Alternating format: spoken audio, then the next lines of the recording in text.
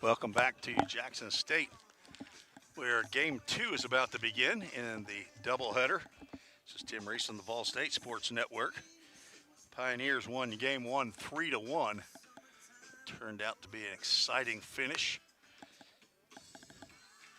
as Jackson State came back to score one and threatened to tie the game, but an game-ending double play. The third turn by the Pioneers in the game finished the contest out. Eben Hansen got the win for Vol State, the fifth of the year in 8 decisions for Eben Hansen. On the mound for Jackson State in game two, Caden Moore gets the start. It'll be his 16th appearance and I believe his 14th start of the year. He leads Jackson State in that category, 11 plus ERA, 1-9 record is Moore. 45 and a third innings, 68 hits, 61 runs, 56 of those earned. Walked 29, struck out 27.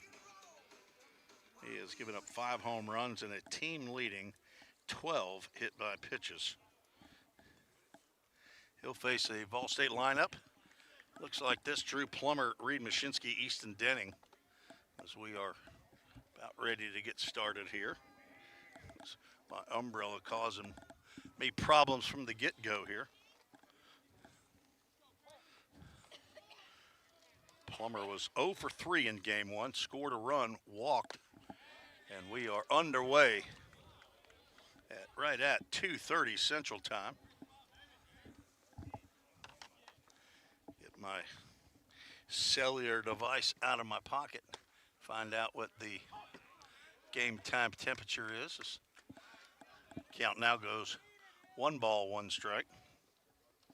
75 degrees, up by 5 degrees from game one.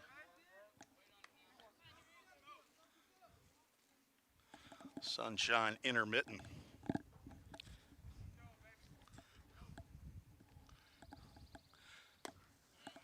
The wind is picking up. Might have to ditch the umbrella all the way. 3 balls and a strike. Plum looks at ball 4 and a leadoff walk here in the top of the first inning. Puts Plummer on base. Had an RBI in game one as well on a ground out. Reed Mashinsky steps to the plate. He was 2 for 3 in game one. Drove in a run with a sacrifice fly.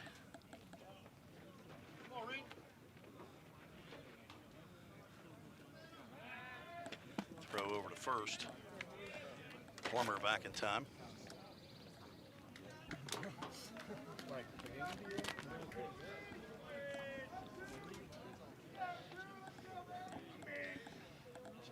Mashinsky, right-hander, facing the right-handed Caden Moore, looks at ball 1.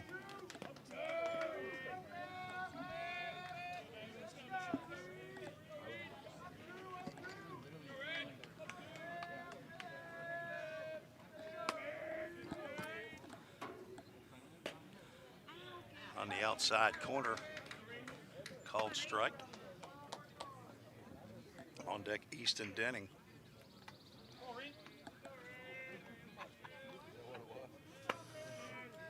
Mashinsky had a stolen base in game one, throw over to first. Plummer's back, the team leader in stolen bases. Vol State with 2 stolen bases in game one. Gage Hoover and Reed Mashinsky picked up thefts. Vol State did not score until the 3rd inning. Runner starts to go and the breaking pitch is taken for a called strike. Plummer stopped after a couple quick jab steps.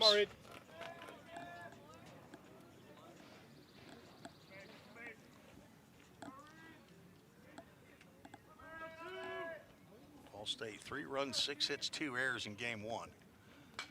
Shinsky fouls that breaking pitch off to the screen.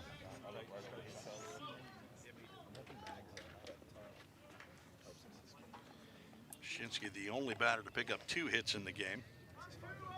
Knepper, the only batter to pick up an extra base hit. We'll do the 1-2 all over again. Runner goes this time. That ball's hit off the end of the bat up to left center field. That will drop in front of Titus Suggs, and Reed Mashinsky's living right. It was a home run swing, but the ball hit the end of the bat. And I think it probably fooled Suggs, but that is ends up being a flare into left field. Falls in there safely, and the first 2 have reached for Fall State. And Easton Denning stands to the plate. 1 for 3 with an RBI. Denning picked up his 54th RBI of the year, which leads the club. Behind the plate for game number 2 again is Garrett Lance. Titus Suggs in left, James Fenton in center, Devin Myers in right. For Jackson State, Kate Spalding back at third base. Wyatt Hemingway, the new shortstop here for game 2. Pedro Fuentes, new second baseman. The new first baseman is Baylor Melton. That's shot down the right field line. That's in for extra bases. We'll see if Denning will take off. He will not, but he's going to get an RBI single as Devin Myers gets over to cut that one off before it gets all the way to the fence. And the Framework Athletics first run of the game scored 3 batters in on an RBI single, as we will get a visit from, I guess, the pitching coach, as Denning picks up his second RBI of the day. And now 55 of those, leads the club. Gage Hoover, second on the team with 45 RBIs. He will step to the plate when play resumes. Back-to-back hits brought to you by Hit After Hit. Drew Plummer scores the Framework Athletics first run of the game thanks to Zach Duke and Ryan McDuffie, the owners over at Framework Athletics, for their support of Vol State baseball.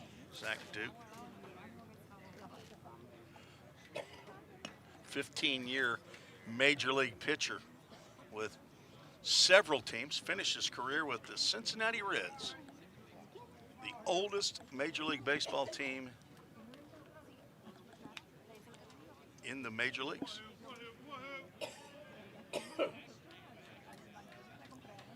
My hometown, I think they started out as the Redlegs. Gage Hoover with the runners at the corners, brought to you by Line to Line and Game Time Sports Field. He sees a pitch on the inner half, takes a hack at it, fouls it off to the right.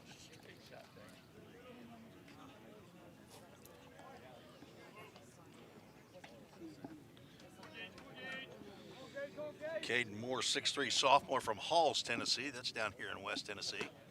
Delivers a fastball up. Mashinsky leading off over at third base, and Easton Denning down at first.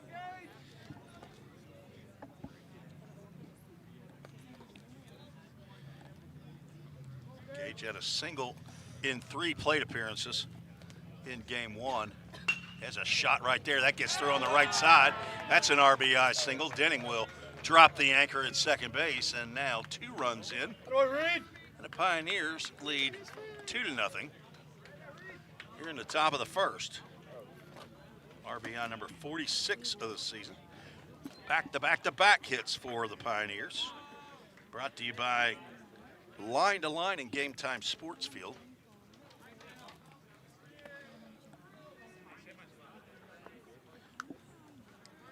Scotty Dean's the DH in game 2. He was the catcher in game 1. Batting in the 5th hole on deck, Devin Thrain. Denning leads off at second, and that is a line drive that gets through into center field. Picking it up quickly is James Fenton. They're going to send Denning to the plate, and now he's going to be caught between third and home. Denning's going to try to get back to third, and that was a tweener right there. The throw went to third base. Denning ended up stopping. So an 8-5 to 2-5 will be the first out. But 4 straight hits, back to back to back to back. Hits brought to you by Hit After Hit. Denning is out between third and home. And runners at first and second with 1 out. D-Train, Devin Thrain's at the plate, the center fielder. 0 for 2 with a walk in game 1. Lets that breaking pitch go down low. Nani from Massachusetts is here in person. Met her in between games. Not sure she listens up in Massachusetts, but Patrick, Devin's dad, introduced me to her between games. And D-Train's going to have that one hit off of his bat, I believe. It ends up hitting the umpire. And no call made, but I don't think it hit Thrain first. Thrain not going down to first base. And he says to the umpire, my bad, like there was anything he could do. What he should have done was pull the bat down. Come on, Devin. If your head goes down, your back goes with it. He just didn't want to get hit in a noodle again. That's for sure. 1-1 count, 1 out, 2 on, 2 already in here in the top of the first inning. A walk and 4 straight hits. As that pitch misses inside. The only out recorded on the bases. It was a well-struck ball by Scotty Dean right up the middle, and James Fenton got to it quickly, and kind of surprised when I looked down there to see Coach McGuire sending Denning, but it would have been a long throw from center field. He actually threw to third to try to keep Hoover off of third. He was not even thrown to the plate, but I think there was some indecision between Easton Denning and Jim McGuire as well. I'm not sure if Coach McGuire was telling him at the last second to hold up or not. Pioneers hope that is not an issue later, as time is called, and a timer violation will give Thrain the walk, and the bases are loaded. So now 2 walks in the inning. Mike Winder's the head coach. Big size, bringing some new baseballs out to our home plate umpire. As Lex Falsoni will get his first plate appearance of the day, the sophomore, another Creeker from Stewart's Creek High School.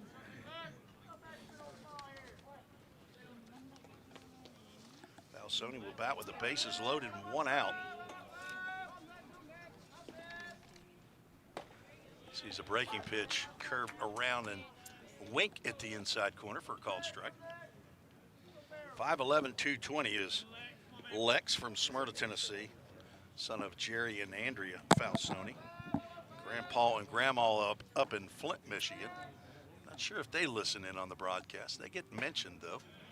At the knees, and a delayed call is a called strike on the outside corner. And Falsoni now down in the count 0-2.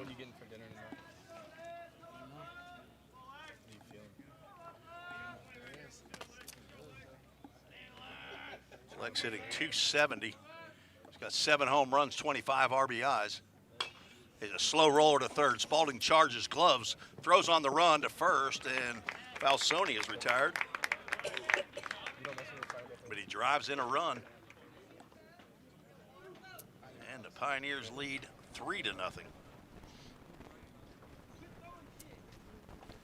Spalding's made a lot of plays at third base today.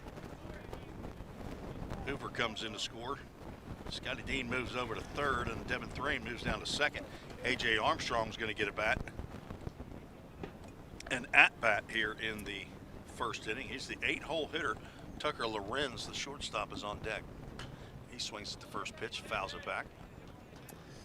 Ball had a little run to it away from A.J. Armstrong.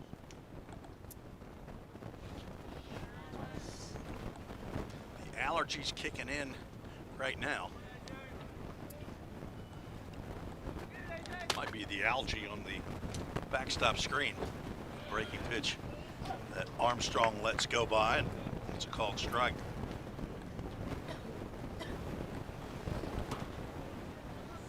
AJ had a hit in 3 plate appearances. was 1 for 2. Also drew a walk and scored. Does not offer at the high fastball. 1 ball, 2 strikes.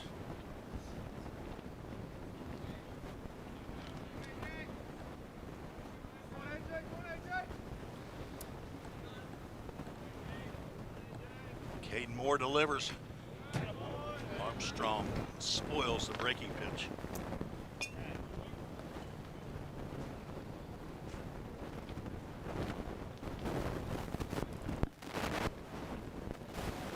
Well, that got interference-wise there. Must be on that crowd mic. Not sure what it is. Have to turn it off. There's a pitch on the inside corner. AJ takes for strike 3, so a backward K in the book. He thought that was in a little bit too tight. Pioneers leave a couple stranded, but do get 3 to touch home plate on 4 hits. No errors, and they score as many runs in the first inning here in game 2 as they scored all 7 innings in the first. 3 runs, 4 hits, no errors, 2 runners left on base. We head to the bottom of the first. Ball State leads 3-0. You're listening to the Ball State Sports Network. Cybercrimes take place online, and companies need more well-trained workers to stop it. Ball State is training me to help combat cybercrimes in the future. We're training them for those type of jobs that are out there. Ball State CIT programs prepare students to earn industry standard certifications within the IT industry. I choose Ball State because the future needs me now. My story could be your story.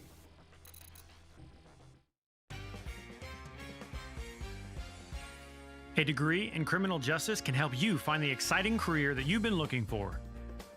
As a member of law enforcement, as a crime scene investigator, a teacher in a classroom, a detective working on cases, a lawyer or a judge, or nearly any job where you get to put the bad guys away.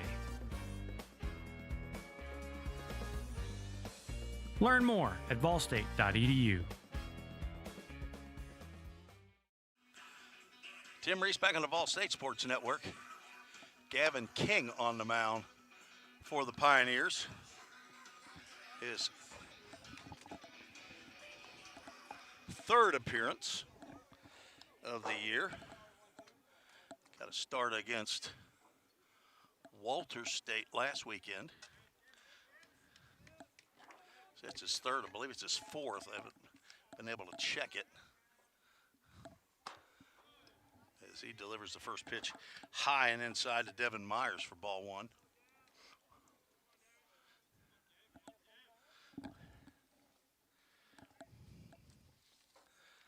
Myers had a couple of hits in game 1.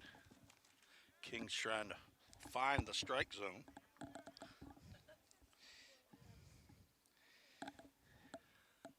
Gavin got a start as that ball swung on and popped up in the infield. Tucker Lorenz arms out briefly, and he says, I have it, and he does for out number 1. That was a mile high in the air. A bit of an exaggeration. Myers 2 for 3 in game 1.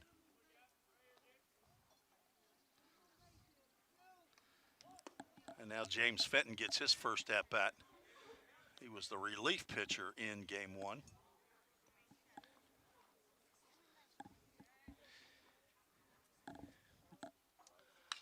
And another pop-up on the left side. Tucker Lorenz is underneath this one, looking up high into the sky, and he makes the catch for out number 2. It's pop-up to Tucker Lorenz time. Just testing him, see if the young man from Loudon, Tennessee, Sweetwater High School can catch a pop-up. Bug's getting me now. Thought it was a locust. Looked big in my reading glasses. Not quite that big. And that Kate Spalding steps in. Time called. Spalding 1 for 2 in game 1. He had a single. A walk also reached on an error. And they had a stolen base. See if King can get ahead And another pop-up, but this will get out of play on the fastball that gets in there between, I think, 92 and about 95 at times. Gavin's third start of the year is a 1-1 record. Another pop-up on a fastball. I think he's gone nothing but fastballs. 6 1/3 innings of work. 5 hits, 8 runs. 5 of those are earned.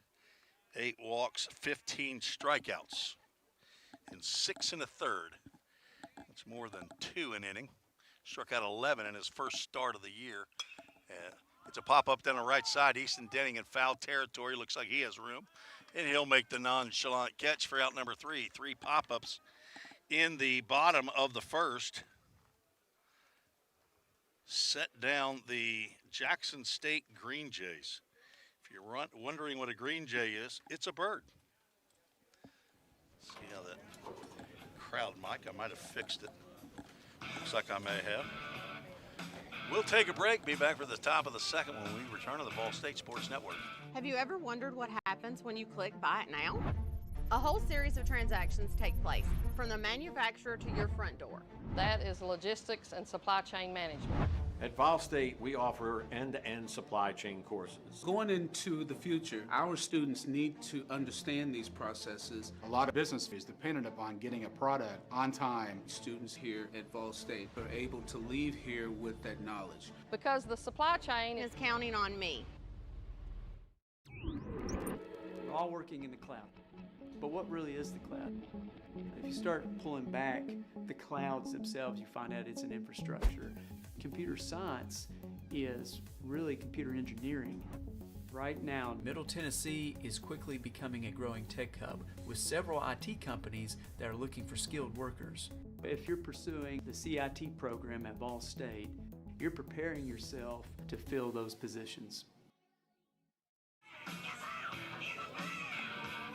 9-1-2 due up here in the top of the second for Vol State as they sent 8 to the plate against Caden Moore. Had 4 straight hits. Mashinsky, Denning, Hoover, and Dean all delivered singles. Dennings and Hoovers were RBI singles. Scotty Dean's single into center field ultimately resulted in Easton Denning being thrown out, trying to score as Tucker Lorenz looks at the first pitch that's just a little wide for ball 1. Condolences to the Lorenz family. The loss of Gramps this past week. Called strike. I understand actually maybe he passed away maybe a little over a week ago, but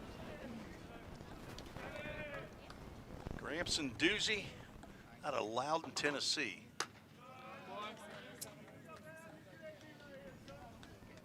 Tucker, the son of Jeremy and Emily Lorenz, big brother to Riley. Also has a Papa and a Grammy there in Loudon, Tennessee as well. Perhaps that one out of play. I believe when I checked, Loudon is located between Knoxville and Chattanooga. Right off of 75 there that goes up from Chattanooga to Knoxville. Tucker will leave after this game and head home as he hits a ground ball to short. Hemingway up with it. He throws over to get his counterpart for out number 1. Lorenz grounds out to Wyatt Hemingway, the shortstop, leading off the second. Tucker Lorenz will travel back home. I think there's a celebration of life service for Gramps tomorrow. My wife Susan and I have been praying for the Lorenz family and Gramps and Doozy the last couple of weeks. It's not an easy time, but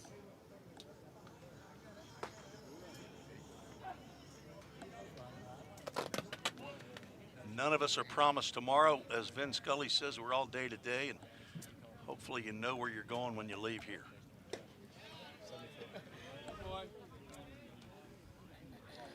We've been promised a lot better place than here.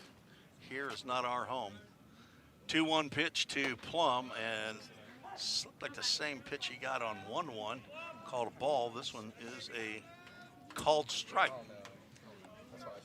Now with 2 strikes, let's see if they stay inside. They do not. They go high and away, and he taps that one foul. Count remains 2 balls and 2 strikes. Ball State scored 2 in the 3rd inning in game 1, and then picked up a lone run in the 5th. Had a 3-0 lead going to the bottom of the 7th. Evan Hansen tried to get the complete game shutout, and that's an inside pitch, even a little farther it looked like, and apparently catches the river. This home plate umpire, a little different strike zone than game 1 umpire. You can kind of tell that because these are a couple of guys that played in game 1, and 2 of them have gone down looking. Mashinsky up with 2 out and nobody on, looks at ball over his head. Mashinsky dumped a single into left center field to start the single train. Ended up scoring the 2nd run of the game. Plummer, Mashinsky, and Hoover scored the 3 in the top of the 1st. And after getting the backward K of Drew Plummer, Moore has gone 3-0 to Reed Mashinsky with Easton Denning on deck. Right down Broadway for a called strike. Mashinsky now Come on, babe. 3 for 4 on the day. Trying to stay hot. The redshirt sophomore, 3rd-year player from Bradenton. It's one high out to right field. That's going to send Myers back. He's still going back. He got the glove on it, but he couldn't haul it in. Mashinsky will pull into second base with a do-dat double. I thought he might have had enough to get it out of here, but didn't need his Wheaties this morning. Myers on the run toward the fence. I'm not sure if he was concerned about the fence. And maybe alligator armed that one, but he did get a pretty good amount of leather on it, I thought. But it ended up dropping right away out of his glove, and that is a do-dat double. And Mashinsky's now 2 for 2 and in scoring position for Easton Denning, who already has an RBI single in this game. Lined one over the head of first baseman Baylor Melton.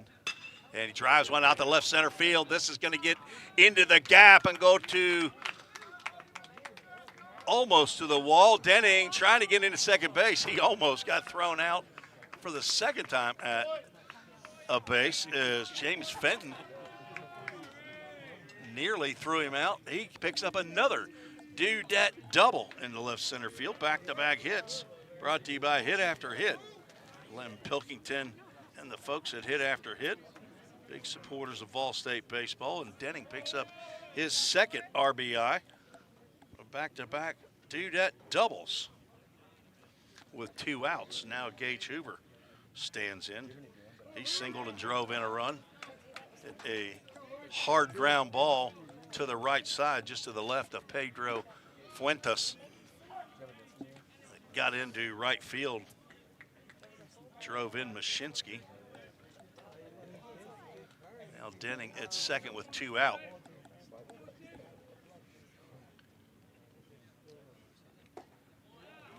Hoover does not swing at basically the pitch that Plummer was called out on. Count goes 1 ball, 1 strike.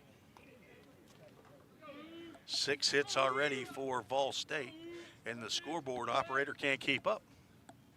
He only has 5. Ground ball to third. It will roll foul.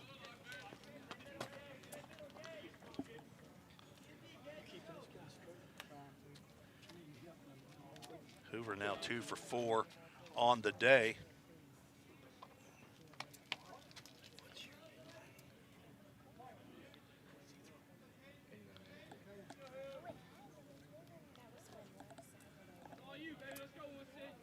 Denning leads off second. Hoover fouls that one straight back. Count remains 1 ball, 2 strikes. Ball State now 31-18 overall, 11-15 in the conference.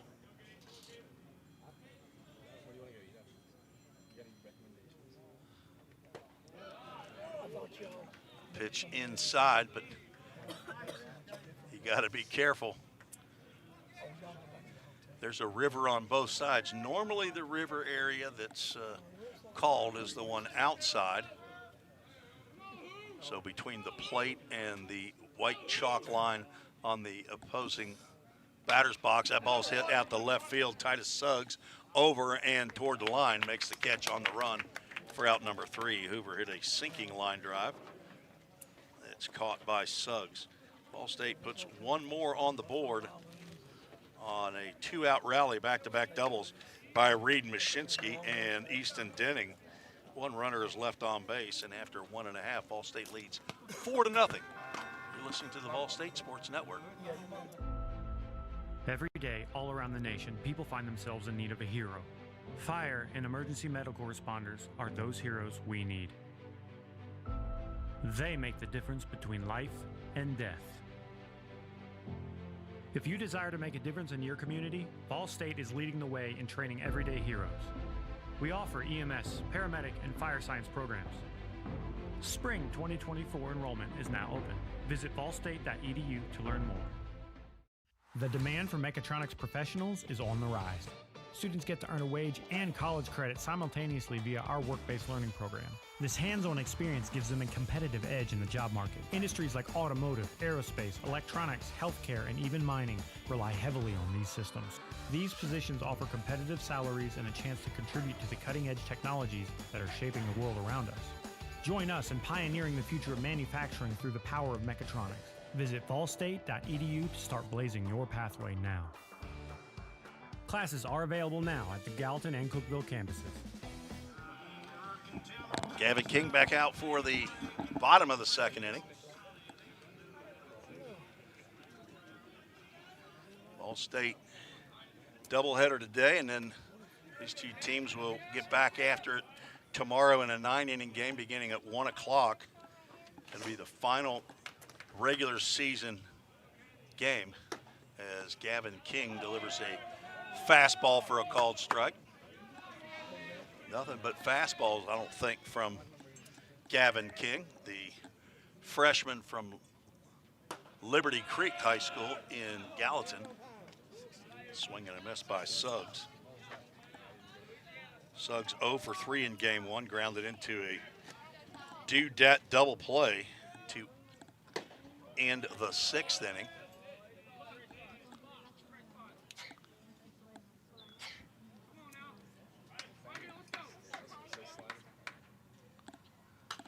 Popped up and out of play. That actually hit the top of the backstop. Pioneers turned 3 double plays in game 1. Huge plays in the game. Smoke to Denning, and that's going to get by him into right field. Suggs thinks about it, rounds first, but he drops anchor and will stay at first. They flash a hit up on the scoreboard, and I'm not the official scorer. That was hit well. Denning will say that he should have caught it. Jim McGuire might say he should have caught it. Was not an easy play as it was hit very hard. Garrett Lance, the catcher, swings and misses. Lance was 1 for 2. Had a single to lead off the bottom of the 7th, was lifted for a pinch runner, who ultimately stole second. That was Demarion Durham. Stole second and then ended up scoring. King missing high with the fastball. Now 2 balls and a strike.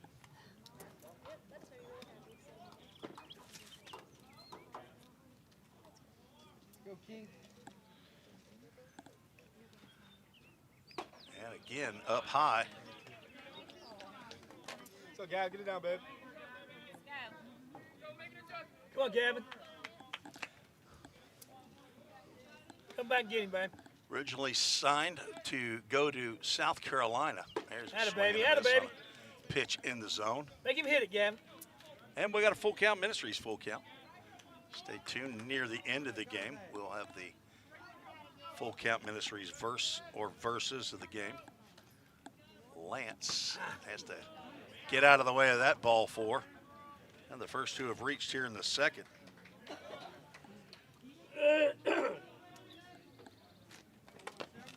Single by Suggs through Easton Denning, and now a walk.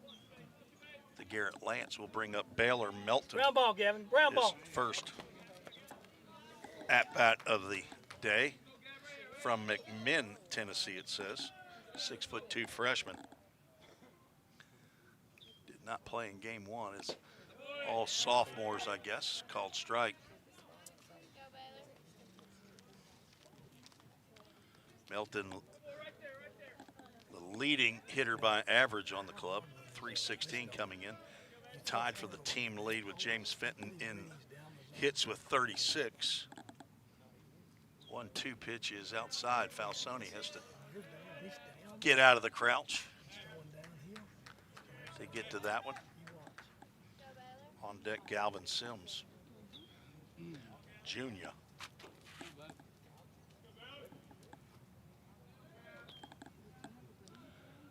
I'll stay looking for a ground ball here. And the first breaking pitch, and that was blocked by Falsoni. Baylor Melton did not offer it that one. Very sharp break to it, but was never in the strike zone.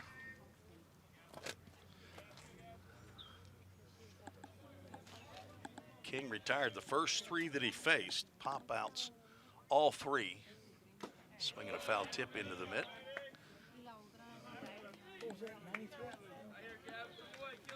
And 2 balls, 2 strikes to the Green Jay first baseman.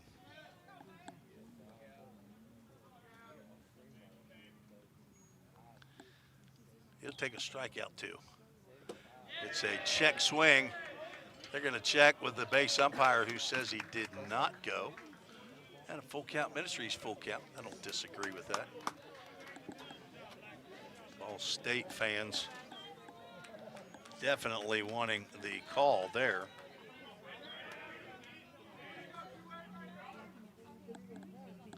Full count, Ministries full count. Swing and a miss, and a Chick-fil-A at Gallatin strikeout. We're out number 1. First strikeout of the game for Gavin King.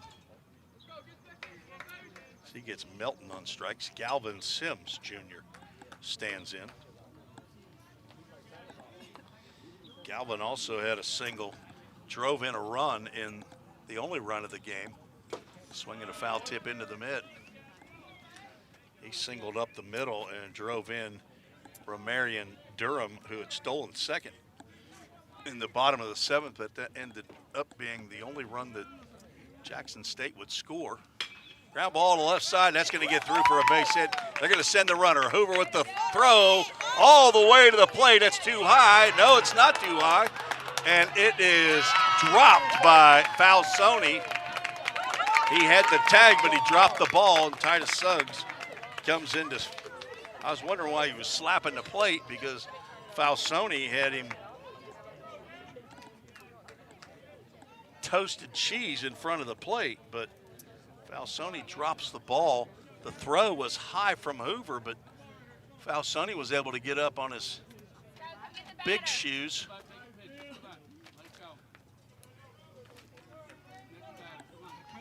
Runners now at first and third as Lance moves over to third. Still only one out as Pedro Fuentes, the second baseman, stands in on the right side. Has to back away from that inside fastball.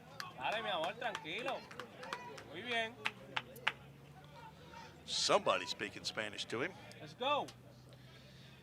He's from Puerto Rico. I bet he's really good at Spanish. Breaking pitch was flowing inside. They've got a couple players from the Let's go, baby. USA territory, Puerto Rico. That's right there on the Está bien, está bien. over the plate at the knees for a called strike. Got to visit the island once. Well, on the job, I would think I was there about 24 hours, maybe. Breaking pitch swung on and missed. Nice sharp Está bien, breaker. bien visto. King looking for the strikeout here. Galvin Sims at first base, not a threat to run. 2 hits in the inning, also a walk and a strikeout. That was something off speed there that missed outside. And a full count Ministries, full count with Wyatt Hemingway in the on deck area. Dale, mi amor, Jaime, dale. I would think that Gavin King is going to bring a fastball here. He does not. He throws a breaking pitch and walks. Fuentes. Let's go.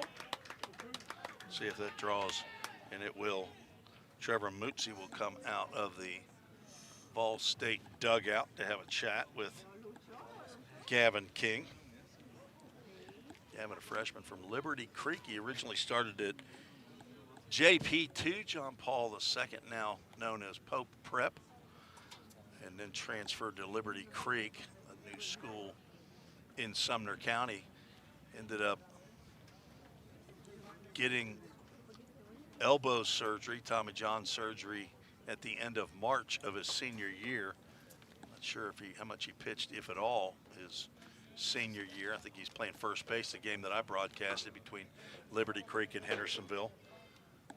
But as I said, he originally signed to go to South Carolina, but when he had to get the surgery, I guess they took the scholarship away, ended up going to, I think it's Florida Southwest down at Fort Myers, and was there a semester and transferred to Vol State in January. Got his first start on April 9th against Cumberland Junior Varsity. Went 4 innings, struck out 11. Did not allow a run. I think gave up a couple hits, and he's facing Wyatt Hemingway. So this is a Liberty Creek versus Beach High School battle right here, and the breaking pitch in there for a called strike. Hemingway, the roster says he's from Murfreesboro, Tennessee now, but I think he originally was from Hendersonville because he went to Beach High School. And as a pitch gets by Lex Falsoni, starting to come home, and they've got the runner. It's good night. King throws a 95-mile-an-hour fastball, and King's going to tag the runner. Wow, Garrett Lance. He started home. Sorry, I'm watching the game. I'm not directing the game.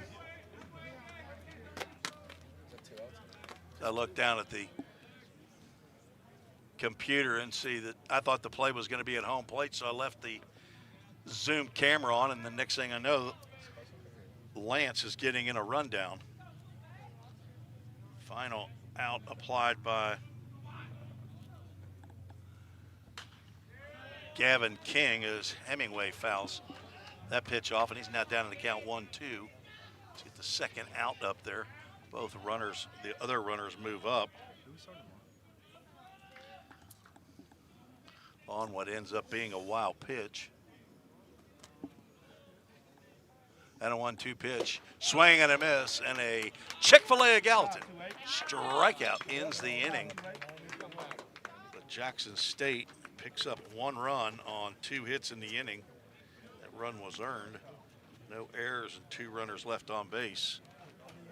Ball State leads 4-1. I'll try to describe that since you didn't get to see it because of my poor directing. So a wild pitch got to the backstop, but it kicked off the padding, and Falsoni was able to get to it pretty quickly. And he begins the throw to King, who then throws an absolute seed to A.J. Armstrong, the third baseman, who was able to catch it, get it back to Gavin, the pitcher, who then ended up running Lance back to third base, a base that was now occupied also by Galvin Sims. So all he needed to do is just run him back and tag one of them. Somebody's out.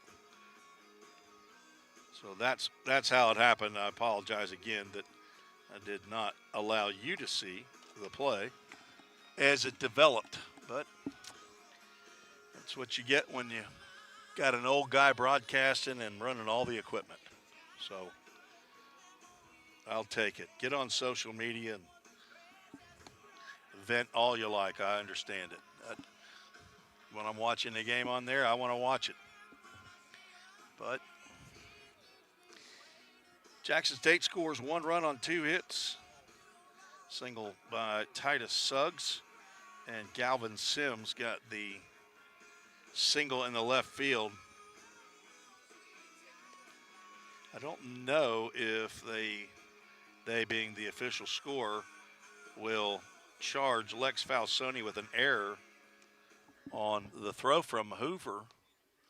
Was in time, and I think as the tag is applied, I think is when the ball fell out of Falsoni's glove.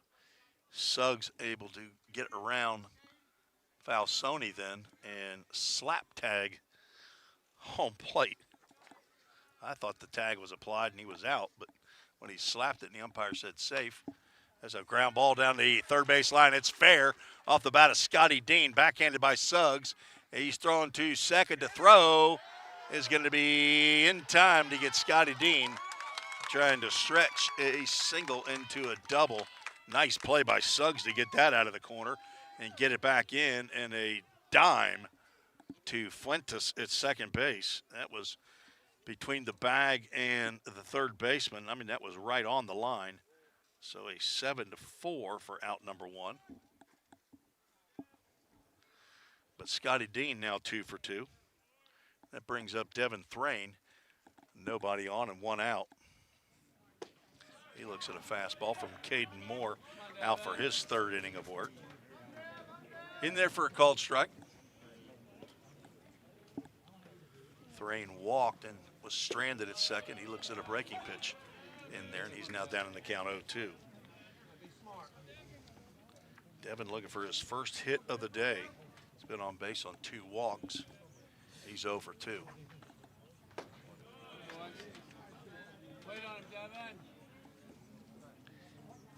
Caden Moore, 6'3" sophomore from Halls, Tennessee.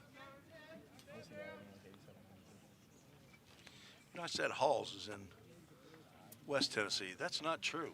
That is where Luke Lawson is from, as that ball's popped up in the infield. Looks like it's going to be foul, and in comes Baylor Melton to make the catch in foul territory for out number 2.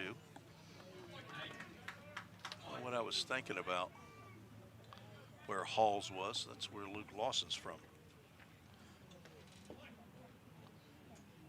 Now 2 out. Nobody on. Lex Falsoni grounded out the third with the bases loaded, drove in a run in the first. He gets a called strike at the letters on the outside corner. That could have been too high and could have been too outside. Falsoni not the beneficiary there. Swings at the breaking pitch that goes out of play. Jackson State Lady Green Jays not playing today. They'll play at Nichols Softball Complex in Gallatin tomorrow. The final regular season games, I believe, for the Lady Pioneers. Popped up to right field. Devin Myers out there, comes in and over and makes a catch for out number 3. 3 batters faced by Caden Moore, ultimately retires all 3, but first one Scotty Dean singled off of him. It was thrown out at second base by Titus Suggs. No runs, 1 hit, no errors, nobody left on base. Through 3 innings, Vol State has 7 hits to go along with their 4 runs. We'll take a break, be right back on the Vol State Sports Network. Have you ever wondered what happens when you click Buy It Now? A whole series of transactions take place, from the manufacturer to your front door. That is logistics and supply chain management. At Vol State, we offer end-to-end supply chain courses. Going into the future, our students need to understand these processes. A lot of business is dependent upon getting a product on time. Students here at Vol State are able to leave here with that knowledge. Because the supply chain Is counting on me. all working in the cloud. But what really is the cloud? If you start pulling back the clouds themselves, you find out it's an infrastructure. Computer science is really computer engineering. Right now, Middle Tennessee is quickly becoming a growing tech hub with several IT companies that are looking for skilled workers. if you're pursuing the CIT program at Ball State, you're preparing yourself to fill those positions.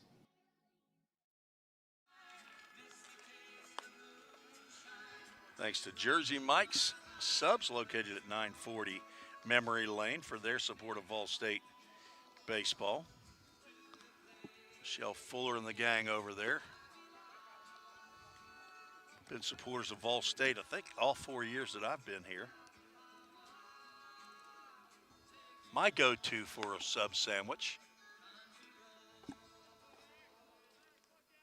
I believe that's exactly what Mike Trigg brought me the other day at Walter State on sophomore day. Thanks to all of you that have thought about me during the year, not only at home, but also on the road. Got a water from Lynn Plummer. As leadoff batter Devin Myers cannot hold up on the breaking pitch.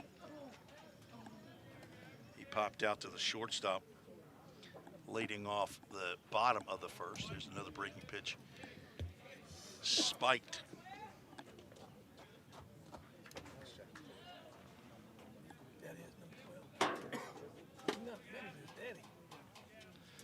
On deck, James Fenton is the top of the order to face Gavin King. He gets his third breaking pitch in there. Is now going primarily with the breaking pitches. Fastball's been missing up. I don't think he's going to abandon at 93, 94 mile an hour fastballs. He comes back to it there, and Myers barely got a piece of that. That got a chunk of Lex Falsoni behind the plate. I'm not sure if his place of birth is Michigan or not, Lex Falsoni, but he's got family up there. Not sure if both of his parents are from there or not, but I know his mom's parents, grandpa and grandma, are from Flint, Michigan. 1-2 pitch, it's high and outside. Myers does not offer. Have not seen Jerry and Andrea much this year. Hope you guys are doing good, and they're in Smyrna, Tennessee. Another humpback breaking pitch, misses away, and with a full count, Ministries full count. King has faced 9 batters in the first 2. He's walked 2, given up 2 hits, struck out 2. Another pop-up that will get out of play. See anybody moving toward me, so it must be getting farther away.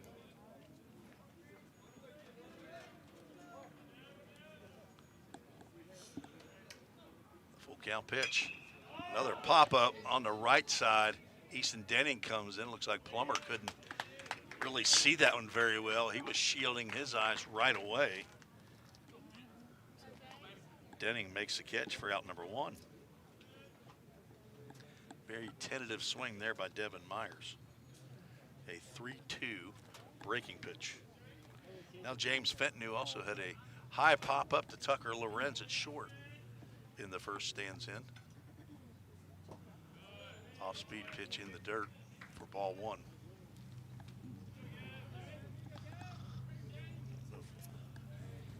My iPad timed out on me because of the heat shining right on it. But my phone is okay.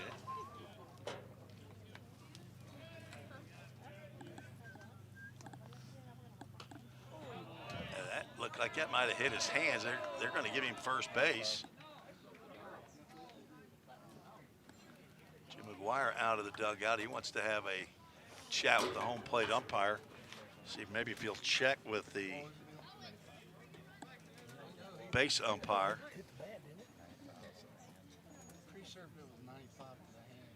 That is Darren Clark behind the plate. I remember seeing Darren. Got an email telling me who the umpires are. Thank you, sir, for the email. Not sure if you're watching here game 2, but Said you watch game one, and that is going to be a hit by pitch. It'll allow Fenton to reach base. First hit batter of the game brings up Kate Spalding with 1 out and 1 on. I also saw an email from our super fan. Throw over to first and close. Played on our base umpire says he's safe. The Tostensons went to the Square Fest in Gallatin this morning. They're getting another throw over. All of the local flavor in their first year in Gallatin, Tennessee. Dr. T, the president, finishing up her first year at Vol State. Another throw over. Slap tag by Denning. Not in time. Kyle is her husband. Big baseball fan, and they listen in whenever they can. They come to the games whenever possible as well. Fastball stays up to Spalding, who popped out to Denning in foul territory. Where'd you coach at? Memphis. Here, I coached here for 13 years in Memphis for 10. There's a fastball right down Main Street. Main Street leads right to the Gallatin Square Fest, as a matter of fact. Lily County above Knox County. Yeah.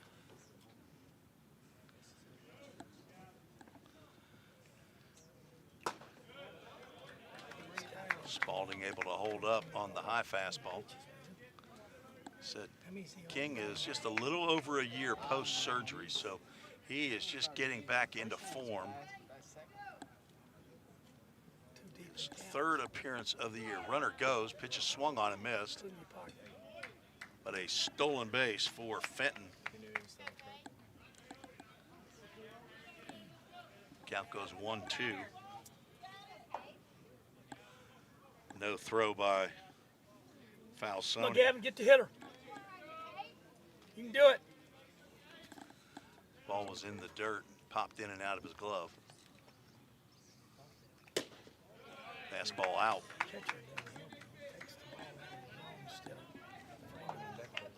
Full Count Ministries, full count. With Titus Suggs on deck. There is action in the Vol State bullpen, and that is the third walk of the game for King. So a hit batter and a walk have put runners at first and second. Left-handed hitting left fielder Titus Suggs, who singled and scored in the second, stands to the plate. Was 0 for 3 in game one. He hit 2 balls right off of the right side of the pitcher's mound that hopped right to Drew Plummer at second base. King low and outside with that offering. Looks like he's struggling a little bit. A.J. Armstrong's going to come in, freshman to freshman. An all sophomore outfield, as a matter of fact, 2 redshirt sophomores out there. And 3 freshman infielders, third, short, and first, with a redshirt sophomore second baseman and a sophomore catcher, Lex Falsoni, for the Pioneers.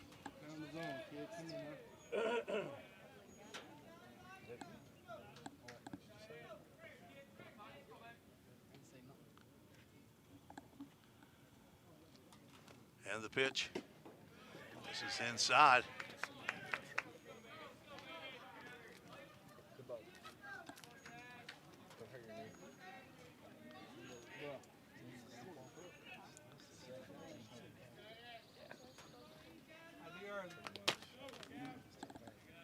Balls, no strikes, 1 out.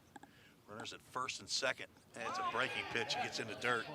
Goes over to the Jackson State dugout. Both runners will move up on the wild pitch.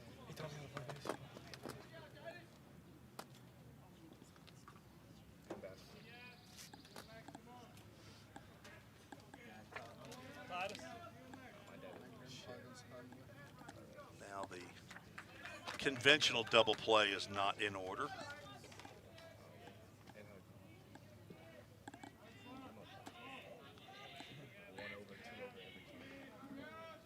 Suggs look at a 3-0 pitch.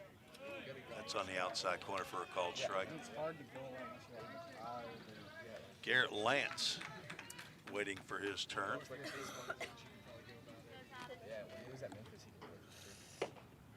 Outside corner whispers to bring us to a full count. Ministries full count. Suggs. Opportunity to drive in 2 right here in a full count pitch. Instead fouls it straight back. The former Greenbrier Bobcat. Greenbrier, Tennessee. His parents Ben and Lori sitting just to my left here behind home plate. That's straight up and down, and he gets hit by a pitch.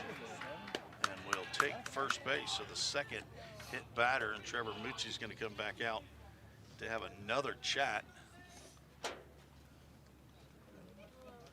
with Gavin King.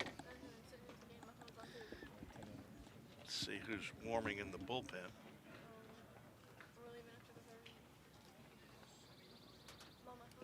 Brady Davis, the freshman from Clarksville. Down getting loosened up. Hudson Blank doing the honors down in the Vol State bullpen. No hits in the inning. 2 hit batters and a walk have loaded the bases after the leadoff batter, Devin Myers, popped out to Easton Denning. As the tying run is on base. Person of Titus Suggs, Garrett Lance, who walked, will come to the plate. Lance 1 for 2 in game 1. Also drew a walk. He was behind the plate in game 1. He's also behind the plate here in game 2. Swings and misses at the first pitch. A little bit low, inside corner.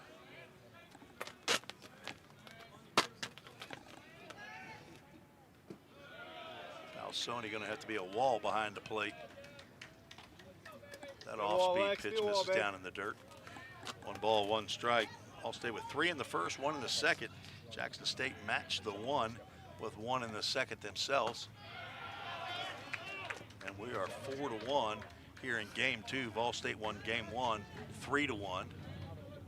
Dyersburg State held on and defeated Roane State 7-5. There's a called strike at the letters, and the Green Jay contingent not happy with that call. 2-2 pitch is into dirt. That's going to score another run. Falsoni can't get to that one quickly enough. And it's 4-2. And a full count. Ministries full count.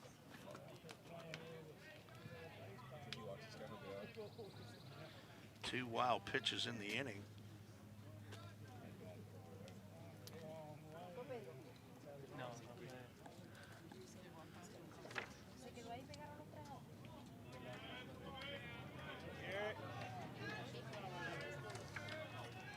This might be the final pitch by Gavin King if he doesn't get the batter. And that is ball 4. And the bases are loaded again. Now, of the dugout comes Jim McGuire. That will end the afternoon for Gavin King. Well, with Summit Concrete call to the bullpen, we'll tell you about the new pitcher when we return on the Vol State Sports Network.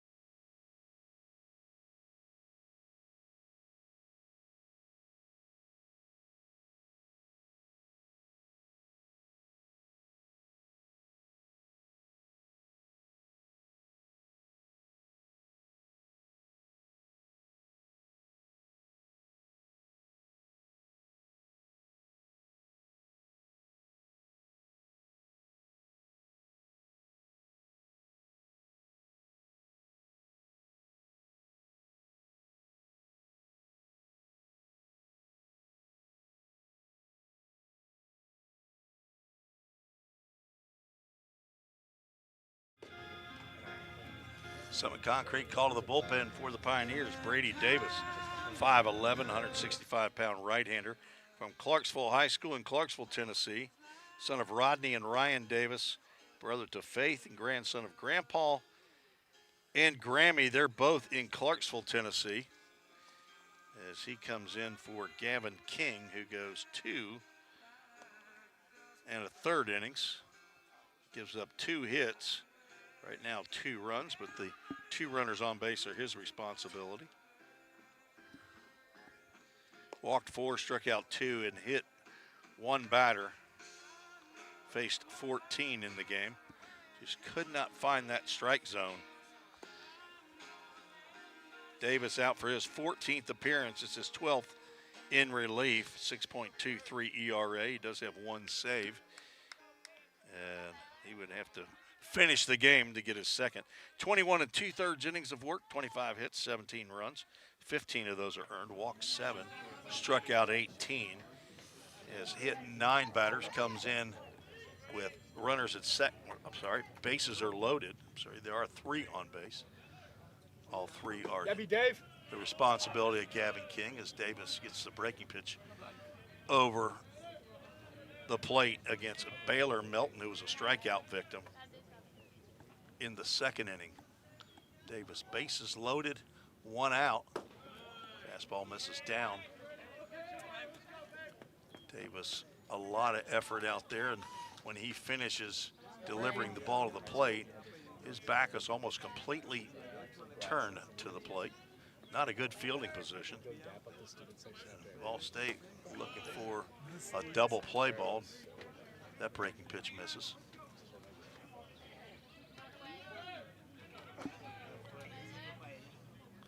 Clouds have covered the sun a little bit here, and I'm happy for that. Swing and a miss on a slower breaking pitch as Davis pulls the string there.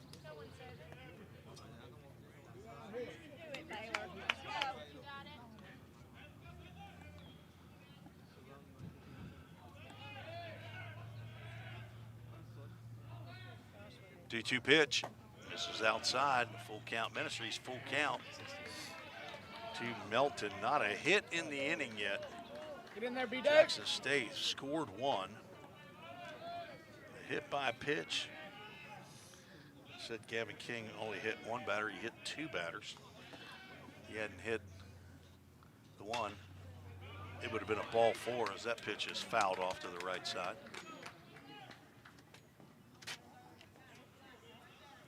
So I think that concludes the games today for Dyersburg State and Roane State. Their Game Changer shows a 3rd game coming, but the conference website only shows 2. Full count pitch is stroked foul in between Mike Winders, the 3rd base coach, and Kate Spalding, who's leading off a 3rd base.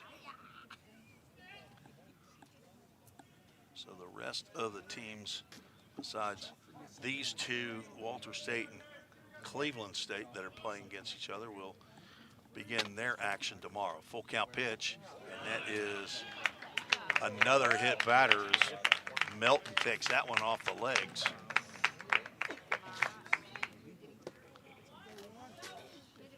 That run charged to Gavin King. 3rd hit batter of the game and of the inning brings up Galvin Sims.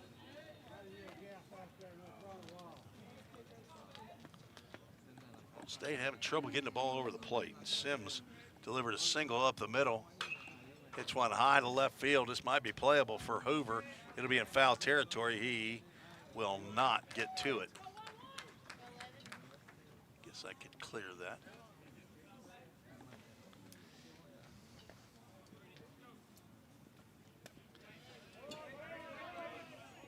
I will be broadcasting the conference tournament as it stands right now, beginning Friday, triple header Friday, 4 games Monday, I believe 4 more games on Tuesday. So 11 games, weather permitting, Friday, Saturday, Sunday in Chattanooga, Tennessee. nearly hit Sims with that breaking pitch. I'm not sure what Galvin was doing trying to get out of the way of that inside breaking pitch, but it is a natural inclination to get out of the way of a object thrown at you. There's a fastball that misses outside. Davis at the, as what we call in the Reese household, the O face. Can't believe that one was called. Some people might call that the OMG face.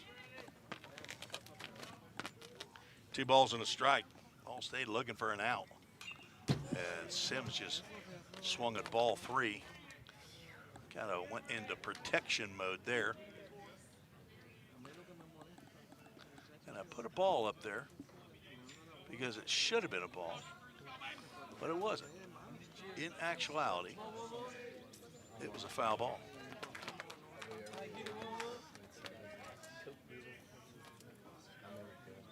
I promise it's not the first time I've done this. It may seem like it. 2-2 pitch, blocked by Falsoni, and guess what? Well, another full count Ministries, full count.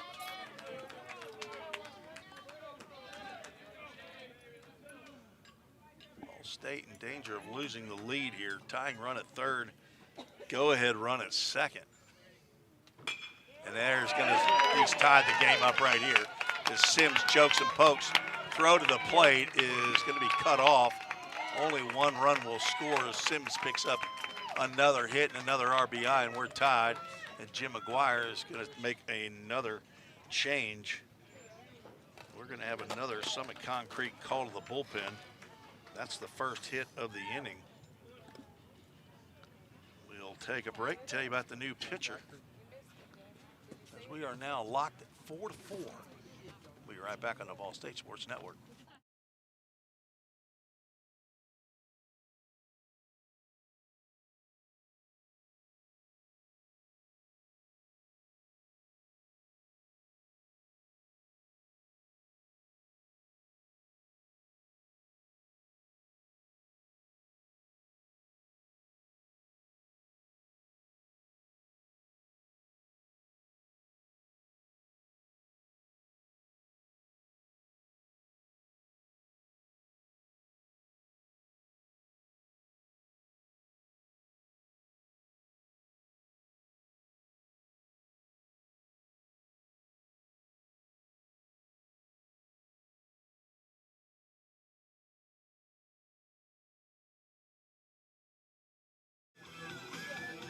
Summit Concrete call to the bullpen. Third pitcher on for the Pioneers. 6'2", 180-pound redshirt sophomore Caden Blackford from White House, Tennessee. Went to White House High School. Will graduate in a business marketing major in May and then headed to Western Kentucky University up in Bowling Green. He's the son of Jeff and Kim Blackford, brother to Alexa and Davis. And he's the grandson of Pop and Ridgetop and Nana in White House. On in relief of Brady Davis, who pitches to 2 batters, does not retire a batter, gives up 1 hit, hits a batter. Now 2 runners on base are his responsibility as the bases are loaded. And still only 1 out. Galvin Sims just reached out and poked that breaking pitch to right field. He now has 2 hits and 2 RBIs in the game. Blackford is on for his team-leading 19th appearance of the year. 4.38 ERA, 24 2/3 innings, facing Pedro Fuentes, the second baseman, who looks at a high breaking pitch for ball 1. Blackford giving up 18 hits, 14 runs, 12 are earned, 11 walks, 16 strikeouts. He is looking for a ground ball to a middle infielder. He gets a fastball right down Main Street for a called strike.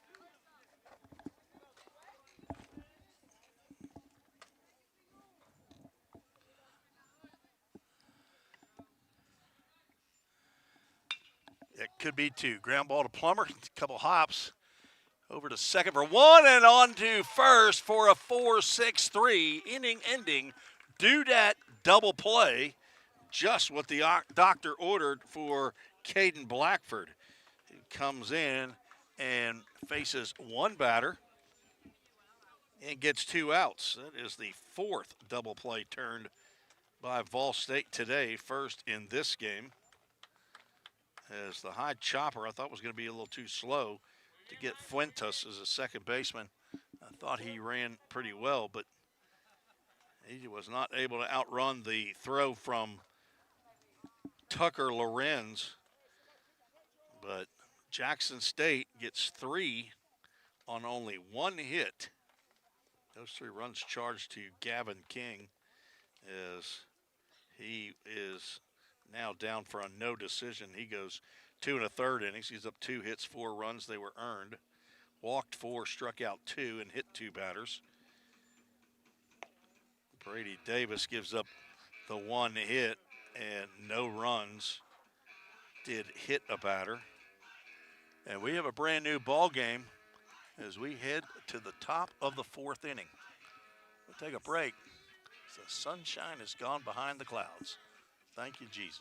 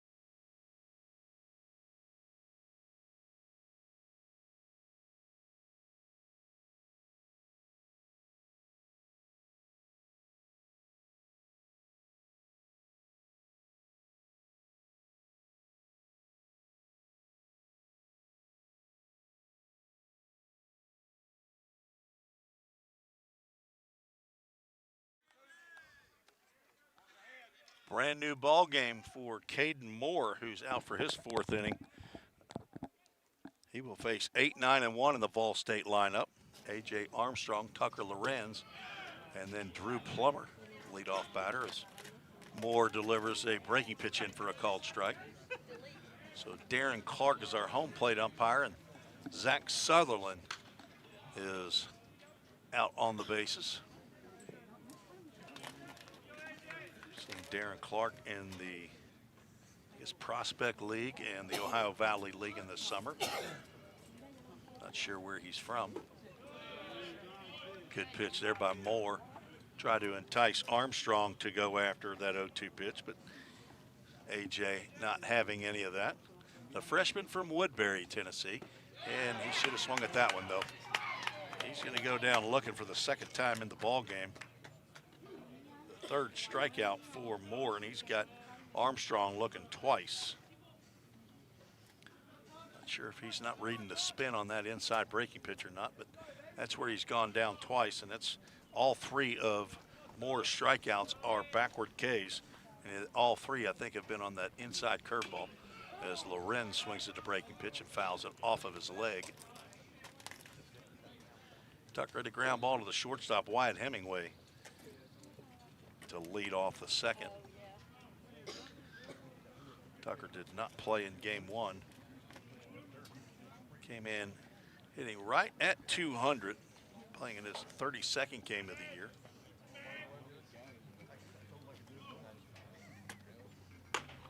Fastball misses outside. He has scored 19 runs, got 18 hits, 4 doubles, a triple, 11 RBIs. Freshman from Sweetwater High School. Now up in the count, 2 balls and a strike. TCCAA boasts basically the JUCO Player of the Year, Tyler Myatt from Walter State. That pitch is fouled out of the play. Myatt is leading the Division I in the nation in the Triple Crown categories. Came into today hitting .506, 97 RBIs, 26 home runs. It's first in all 3 of those categories in the nation. Popped up to the left side, over is Spalding, but he won't be able to get to that one. It lands on the other side of the fence. Count remains 2 balls and 2 strikes. That young man is having a heck of a year. Obviously, he leads the conference in those categories as well. Aiden Robertson, their pitcher, he leads in the Triple Crown for pitchers in the conference. The lowest ERA at 3.09, the most wins with 10, and the most strikeouts with 101, and those strikeouts lead the country in that category.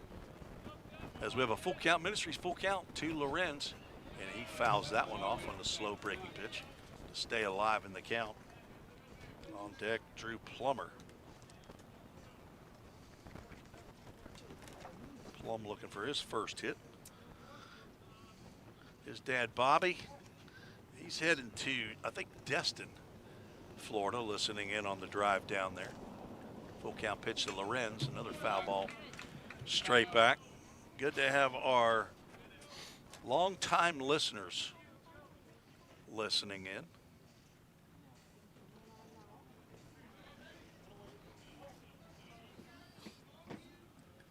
His parents, Bob and Lynn, are here at the field. There's a breaking pitch taken for ball 4. And Lorenz, he actually turned toward the dugout like he was going to be rung up, and he would not have, shouldn't have been surprised if he was, because that's the pitch that Drew Plummer took for strike 3 the last time he came to the plate. Plum 0 for 1 with a walk and a run scored. Looking to get off of that proverbial schneid. Nobody, and I mean nobody, wants to be on the schneid. It's a ground ball up the middle, could be 2. Hemingway steps on second for 1, on to first base, dug out by Baylor Melton, and that's a 6-3 double play. The first turn by Jackson State today to end the 4th for the Pioneers. No runs, no hits, no errors, nobody left on base. All tied up here in game 2. Vol State looking to sweep today. One game, 3-1. Got some work to do here as Blackford back out on the mound for Vol State.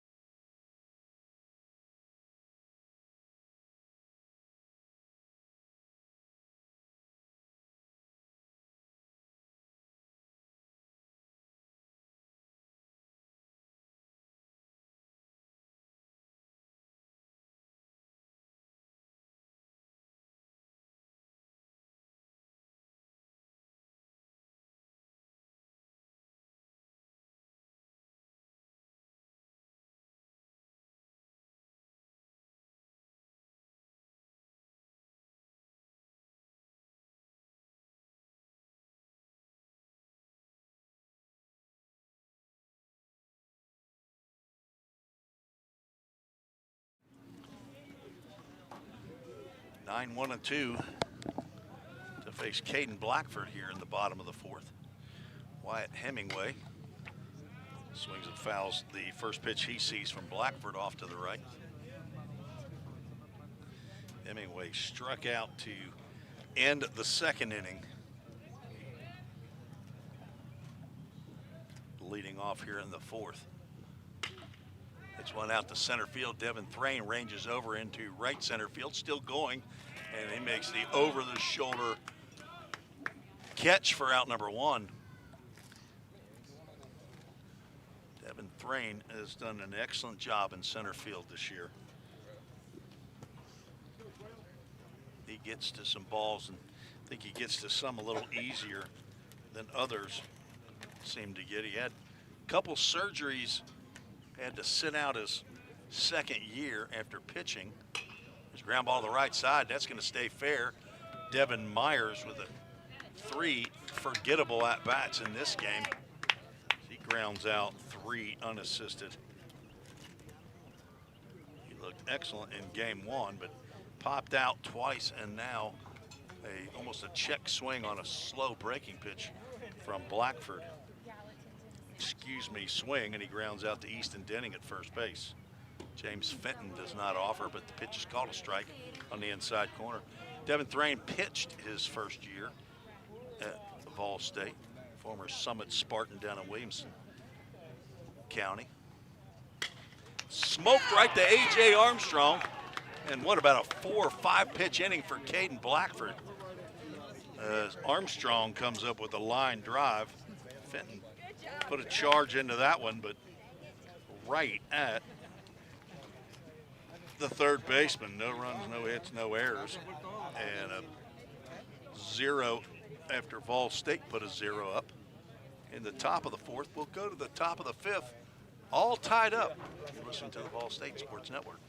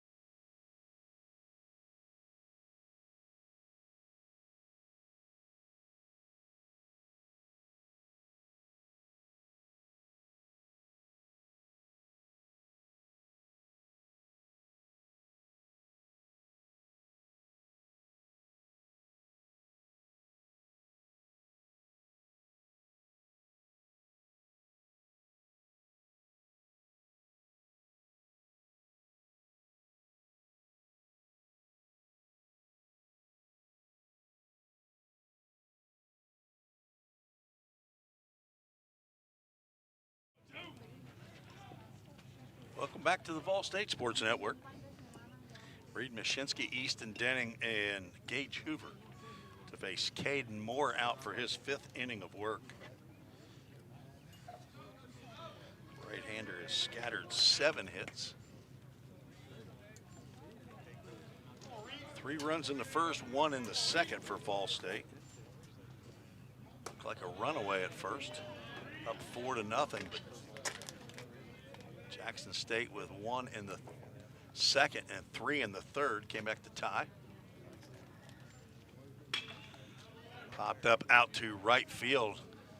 Myers came in and then he went back and now over as that catch is made in fair territory right at the line for out number 1.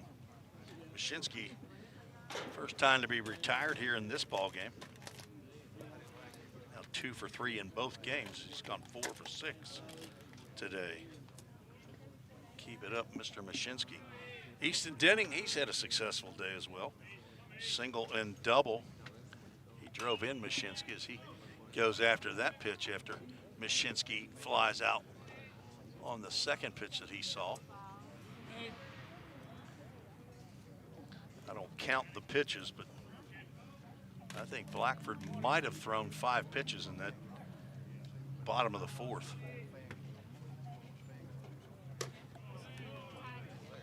4th pitch offered by Caden Moore is high and away.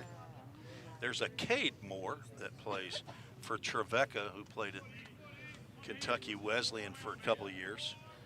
I looked and saw Caden Moore. I thought, could it be the same family? But I don't think so, as Denning stays hot. He's now 3 for 3. A 1-out single. 4 hits on the afternoon for Denning. He's now up to 58 as he continues leading the squad. Gage Hoover stands in. He's 1 for 2 in game 2. Not really had much that have gone deep. Mashinsky nearly got out of here to right field on a double.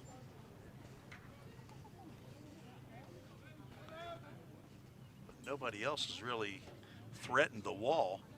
Gage Hoover can hit the ball a long way. Let's see what he can do against Caden Moore, and that might have been the pitch to turn on, but for some reason I don't think Gage likes inside curveballs. Me, while I'm sitting here, I'm cocking my knees, getting ready to turn on it. Inside fastball, has to pull the moneymaker out of the way. A good-looking man, Gage Hoover. 2023 Stewart's Creek Male Athlete of the Year. Mr. Baseball gets that one off the end of the bat. Had to slow the bat head down just to make contact with that one. Well, 2-ball, 2-strike count, 1 out, 1 on. Easton Denning. Single, double, and a single. That's the only time he hasn't driven in a run in this game. Hoover starts to go, but that fastball backs up on his hands. And he's able to stop a swing, and we'll have a full count. Ministries full count. Scotty Dean, who's 2 for 2, is waiting patiently. And ball 4 to Hoover, and 2 are on.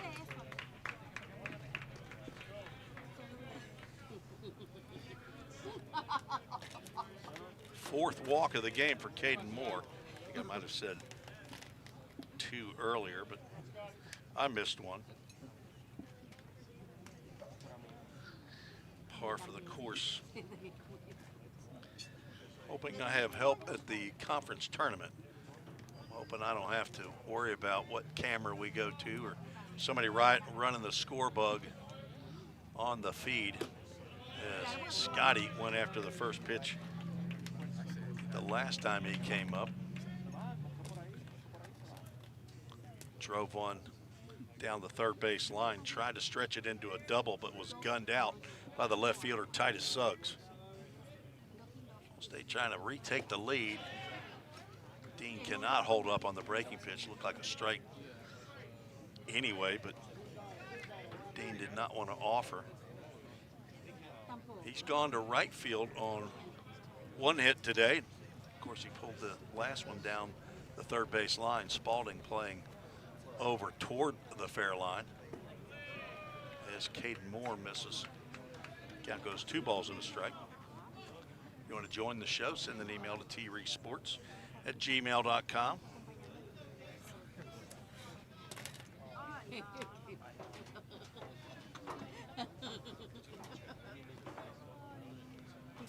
Two 1 pitch. Grounded to first. Melton goes to second for 1, and the relay could not be handled by Moore at first base. They would have had Dean on the 3-6-1 double play. But Moore could not handle the throw. Denning ends up at third. Hoover is retired on the force out. And Dean takes Hoover's place at first base. And now Devin Thrain at the plate. And runners at the corners brought to you by Line to Line and Game Time Sports Field. Thrain 0 for 1. And I'm telling you, he can't keep the baseball away from his head. It is unbelievable. He fouled that one, and it came up and hit him right underneath the bridge of the helmet.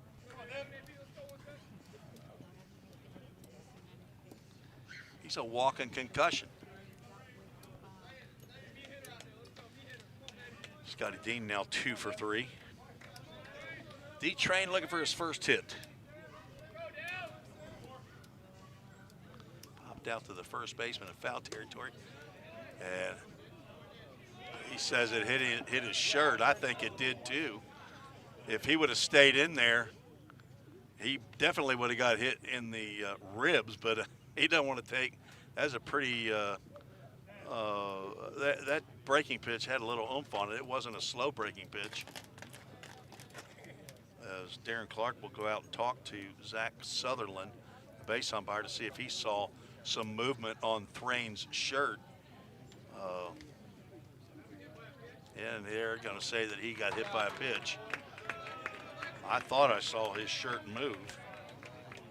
And just body language-wise, I mean, Devin, the last time, could have said or acted like he got hit by a pitch. It ended up hitting off the bat, and it caught our home plate umpire, Darren Clark, who then raised his hands to indicate timeout. But I didn't know if the timeout was he thought the ball hit Thrain. I can't remember if that was the time in the first inning or his pop out. But bases loaded here, as it is deemed by base umpire. It said that that ball did hit his shirt, and that counts as a hit by pitch. That is the kind of hit by pitch you want. Falsoni steps to the plate. Been here before with the bases loaded in the first, grounded out. A ground out here won't cut it. And he gets hit by a pitch. The second batter plunked, and Allstate retakes the lead as Falsoni gets an RBI the hard way. Back-to-back hit by pitches for the Pioneers. That's now at 5 or 6. And out of the dugout comes Mike Winders. That appears to be the end of the line for Caden Moore. As normally he sends a pitching coach out, but he just held his hand up as he looked at the bullpen, so he might be leaving Moore in the game as A.J. Armstrong will get an at-bat with the bases loaded with 2 outs. And Caden Moore is going to be allowed to stay in this game. Allstate now leads 5-4. Reset. Scotty Dean now at third base. Devin Thrain at second, and Lex Falsoni at first. Mashinsky flew out to start the inning with that Easton Denning with a single up the middle. Gage Hoover with a walk. He was forced out at second by Scotty Dean on his high chopper to first base. Then with runners at first and third, Thrain and then Falsoni hit back-to-back as Armstrong sees a fastball nip the outside corner for a called strike. Not the pitch you want to swing at there if you're A.J. Armstrong, want to drive in some runs. A.J. 1 for 2 in game 1. He has struck out looking twice as that pitch misses outside. His strikeouts have been on inside breaking pitches. I'm going to say he's not going to strike out on an inside breaking pitch again, not looking anyway. He is ready to do some damage on a 1-1 pitch, and he drives one to center field. James Fenton will get over and make the catch. As I look through the traffic, Armstrong put a charge into that one, but it was right at Fenton. And Moore wiggles off the hook. 1 run on 1 hit, no errors. 3 Pioneers left on base. They take the lead. Strand 3, and now 6 for the game. We'll take a break as the clouds are rolling in here in Jackson, Tennessee.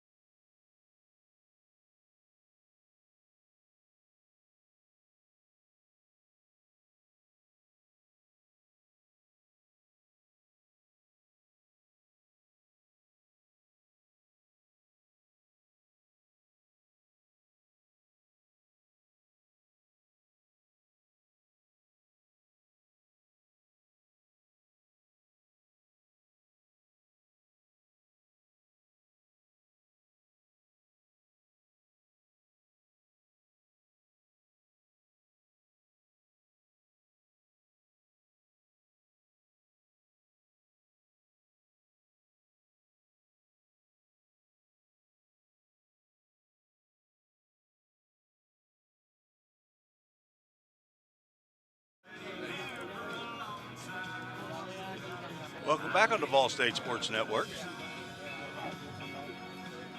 Caden Blackford back out for his second full inning of work. Came on as the third pitcher in the inning in the third. Gavin King went 2 1/3 innings.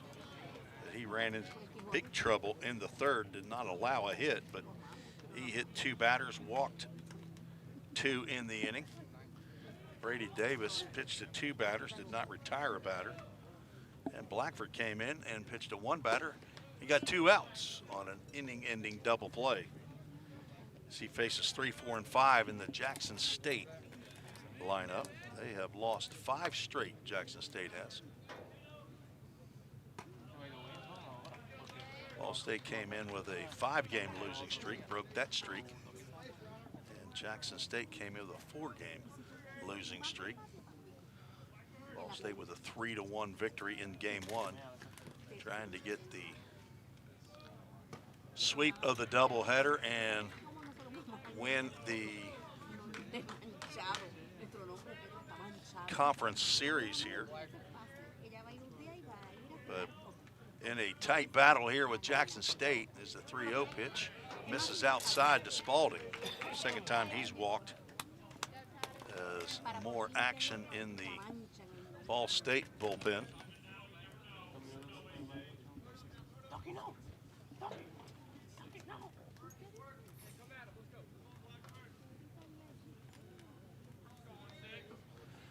Looks like lefty Carter Waltz warming up in the Ball State bullpen. Titus Suggs steps up.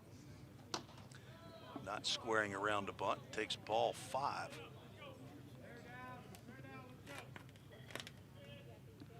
The 6th batter that Blackford is facing. See if he can get another ground ball. Suggs reached base both times he's come to the plate, singled and scored, and been hit by a pitch and scored. And as Jody Zimmerly says, it's not Mississippi State, it's Texas A&M. That says ball 6, ball 7, ball 7, ball 8, ball 8. Let's go, Blackford. Come on, baby. If we were there right now, that's exactly what they'd be saying. Blackford has thrown 7 pitches. He hasn't found the strike zone yet here in the 5th. Waltz warming down the right field line. And ball 4, and that is 8 straight. And that will end Caden Blackford's afternoon. It looks like Waltzy coming into the game. So Blackford will end up going 1 2/3 innings. Does not allow a hit. Thus far, no runs. Walked the last 2 batters he faced. No strikeouts. Faces 6 batters. Retired 5. He didn't retire 5 of those 6. He retired 4 of his 6 and 1 of Brady Davis's. Let's get to the Summit Concrete call to the bullpen for the sophomore Carter Waltz from Springfield, Tennessee. 5'10", 155-pound lefty from Cuppertown. Son of Richard and Melanie Waltz, brother to Noah. Waltzy heading to UT Martin unless he gets an offer. Play some baseball. He wants to be in construction management. Tells me he's a master carpenter already. So he's got that going for him, which is nice. The grandson of Pops and Nana there in Hendersonville. Granny's in Coopertown, Granddaddy and Graham. They hang out in Springfield up in Robertson County.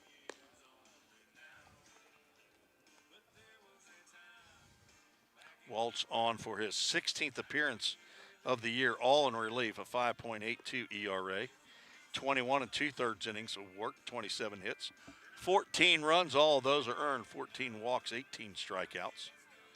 And he has plunked 5 opponents, but I don't think he meant to in any of those occasions, but he's going to come in with runners at first and second, nobody out. So the tying in go-ahead runs are on base. The responsibility of Caden Blackford. Waltzy is sneaky fast for the size that he is. People don't think he can rush it up there a little bit, but looks like one of those crafty lefties, which he is, but every once in a while he'll sneak one by you. So it looks like Dyersburg State and Roane State done for their series as they split the series. Let's see if their records are reflected already on the TJCAA website. They do not appear to be. Garrett Lance, who's walked twice, steps in to face the left-hander. See if he squares around the bunt. Easton Denny thinks he is as the breaking pitch comes in. He did not square around in any manner. A.J. Armstrong, even with the bag at third, does not square, and a swing and a miss as Waltz's fastball tails away from the right-hander.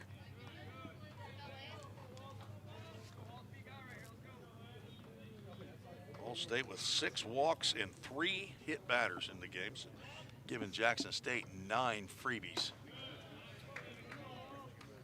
1, 2, 3. 3 of the 4 runs scored by Jackson State have been gift runners. 2 hit by pitches and a walk. Titus Suggs, the only one who singled and scored. And Waltz is now 3-1 on the catcher, Garrett Lance, with Baylor Melton on deck. Waltz with a 3/4 delivery. That's right down Broadway. And a full count, Ministries full count.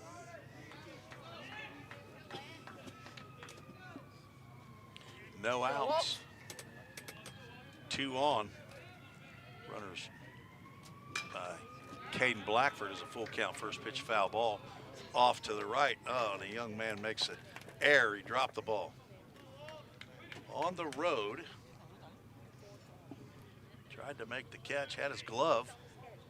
Couldn't haul it in. Waltz has the sign. He comes set, looks at second and delivers. That is high, ball 4. Now the bases are loaded. First walk of the game for Waltz. Not what Jim McGuire was wanting when he called down to the bullpen. There's a right-hander now getting loose. That is Jack McLaurie. Baylor Melton with the bases loaded. I don't think he's any relation to Brody Melton, the 2-time Pioneer, now playing at Milligan. Waltz gets ahead. Waltz has been on the mound for a triple play. Could he do it again? The old 1-5-3 triple play. He caught a line drive. Nice stop there by Lex Falsoni to keep the runners at their respective bases. Last year he threw to third. That was Walker Strange over at third base, and I think it was Carson Sanders at first, is what people remember. Fastball is up. And it was what, the bases loaded. I don't remember who it was against, but may have been the only triple play that I've seen while broadcasting. Do it again, Carter. 2-1 is high and away, and count goes 3 balls and a strike.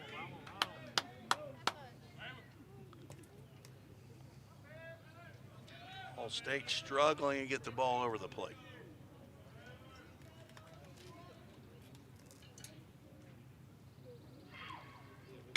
That shot that gets into left field for a base hit. 1-1 will score. They're going to hold the runner as Hoover bobbled a bit out in left field. But an RBI single ties the game. That will end Carter Waltz's afternoon. That run charged to Caden Blackford. and the first hit of the inning, delivered by Baylor Melton. He's now 1 for 2. So he drives in the run. So well, but another Summit Concrete call to the bullpen. Third pitcher in the 5th. It'll be Jack McLaury that comes on for Waltz. Pitches to 2 batters, does not retire a batter, gives up 1 hit, 1 walk.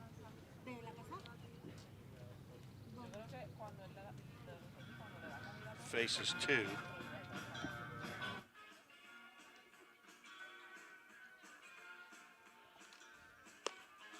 And Jack McLaury, a right-hander out of Independence High School. He's a sophomore. He's headed to Milligan, join his former teammates, Landon Luderman and Brody Melton. Jack just pitched 3+ innings, I think, up in Vincennes. On again, 6'1", 170-pound right-hander from Las Casas, Tennessee. Will graduate here in a couple weeks with a general studies major. The son of Mike and Ashley McLaury, the brother to Judd. Hello to Grandpa Mahoney and Grandma Deb in Olowine, Iowa, and Mimi in Murfreesboro.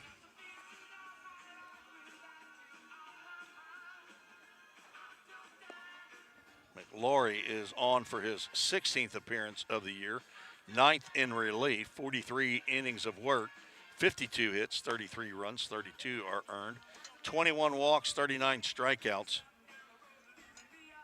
He has hit 5 batters, a 6.70 ERA, and he's going to face a hot hitter here, Gavin Sims, who's 2 for 2 in this game, was 1 for 3 in game 1, so 3 for 5 on the afternoon. He hits here with bases loaded, nobody out, and a 5-5 game. Sophomore, I think a redshirt sophomore, pops that one up, might be playable. Easton Denning over toward the fence, still going, and it lands just on the other side of the chain link fence for strike 1. It just kept drifting and drifting away. Falsoni went over to help at the screen. I didn't look up to see if McLaury was then covering the plate, which is where he should have been. Guess I can go back. Watch the screen. There's another foul ball off to the right. And McLaury gets ahead with a couple of high fastballs.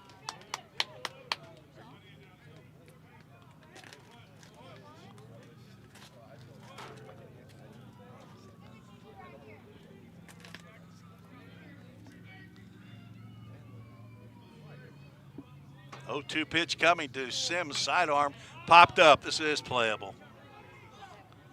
Denning in foul territory makes the play. McLaury comes to back up home plate. No throw is made, and Ball State gets the first out, and nobody can move up. Sims now 2 for 3. That brings up second baseman Pedro Fuentes. 0 for 1, grounded into a 4-6-3 double play to end the third. It's when Jackson State scored 3 runs. Sidearm delivery fouled over to Coach Winders at third base. He makes the play for strike 1. 1 run in the inning. Jackson State matching the 1 in the top of the 5th for Vol State. This is a 7-inning contest. McLaury set and delivers. Popped up into shallow right field. Foul territory. Long run for Mashinsky. Probably better off to let it drop. I don't know that he did it on purpose, but it does drop. And nobody can advance. Titus Suggs at third base would have definitely scored on a sac fly. I think he was tagging up.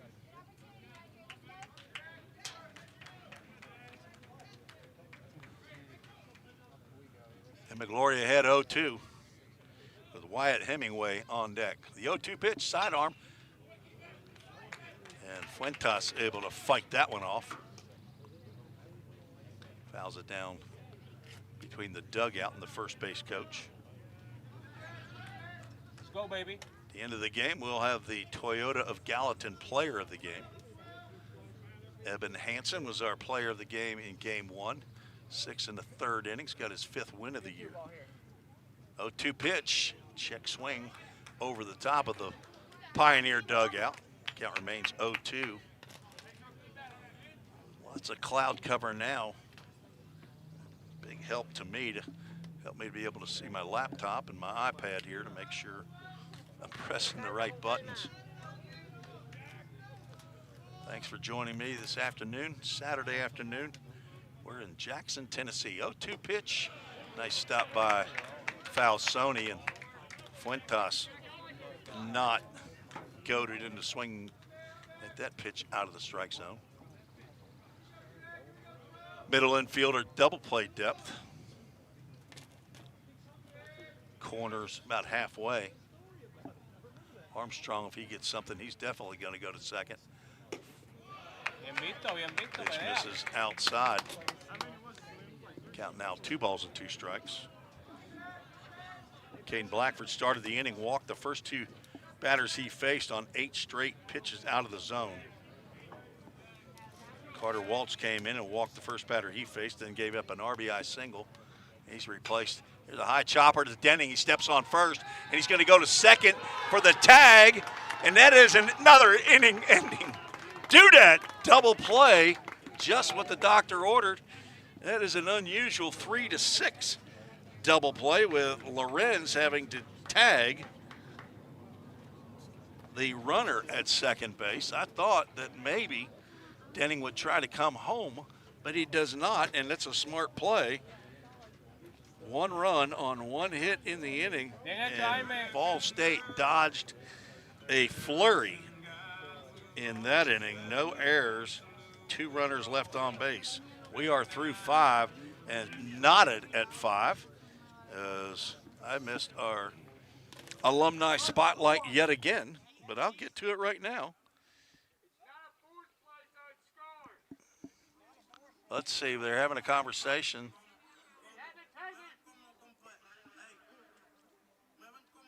No, I don't know. They got a new pitcher. That's what it is. I couldn't see the play at second, and I'm sitting there thinking it was not a forced play at second. He had to tag. Shirley Tucker did tag him. The base umpire called him out. So here's somebody hollering in the background here, and I'm thinking, what, did I miss something? But Mike Winders, the head coach, out to talk to Darren Clark, home plate umpire, but it was sure to talk about the new pitcher. Let's see who we got out here.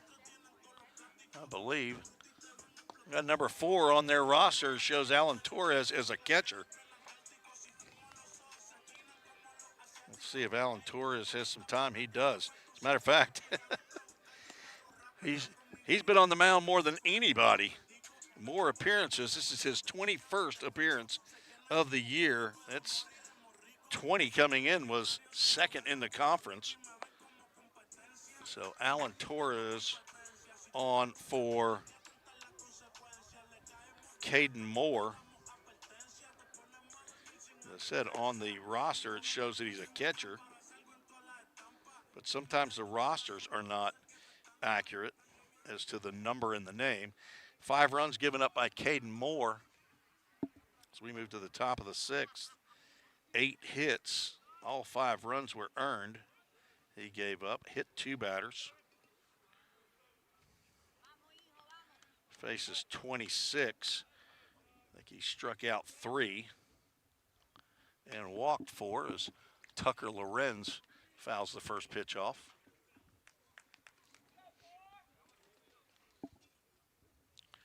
Five to 5. Ball State, 5 runs, 8 hits. Only showing 7 on the scoreboard. Smoked foul down the right field line, and Lorenz down in the count 0-2. He walked his last time up. Didn't get to spin long on the base paths. Was doubled up on a ground ball to the shortstop off the bat of Drew Plummer. So 9-1-2 due up here in the top of the 6th. So that fastball misses away.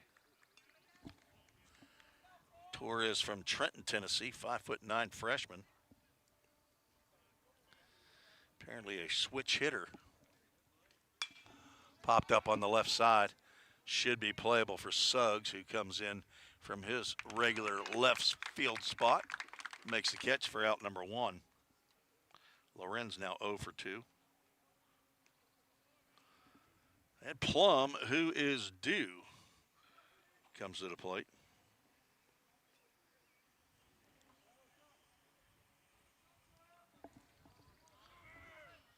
Drew Plummer 0 for 2 with a walk and a run scored. Leads the team in that category.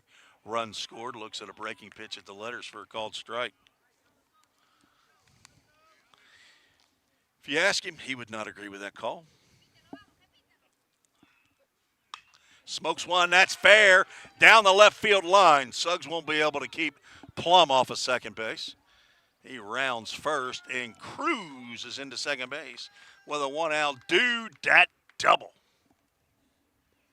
Dudette Communications, big supporter of Vol State Athletics. Thanks to Craig Senard and his team over there.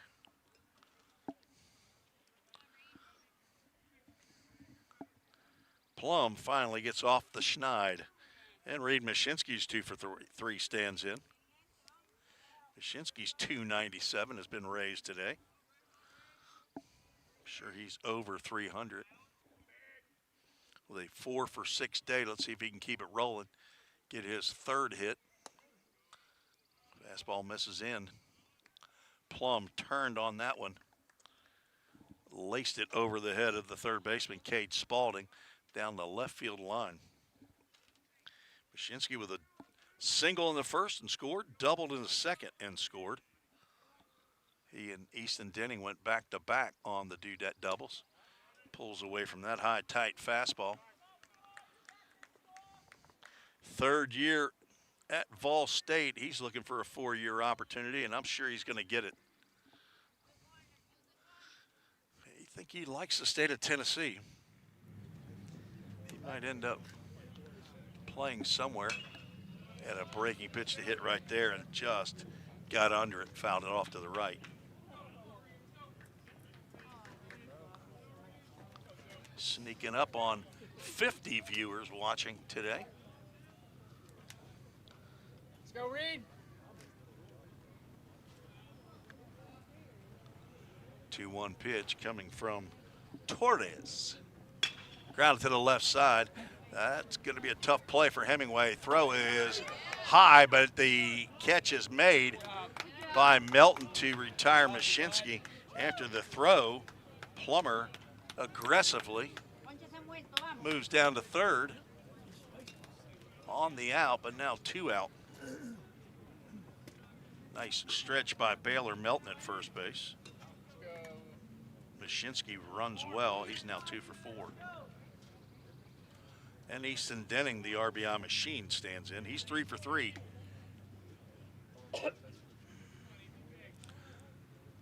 Can he stay perfect at the plate? He looks at a strike call. Singled in the first, drove in a run. Doubled in the second, drove in a run. Singled and scored in the 5th. Got 3 RBIs on the day. Now 56 on the season. That leads the Pioneers. Hits one high out to right field. Is it enough? Devin Myers back. He is at the track and reaches up and makes it the catch for out number 3. Easton Denning gave it a ride high, but just got underneath it. Not sure the wind is not a factor here at Jackson State. No runs, 1 hit, and that hit was left on stranded at third. Ball State could not retake the lead. We'll go to the bottom of the 6th. We're tied up in game number 2 of the doubleheader. Middle game of the series. Final game tomorrow at 1 p.m. Central Time. It'll be a 9-inning contest. We'll be right back on the Ball State Sports Network.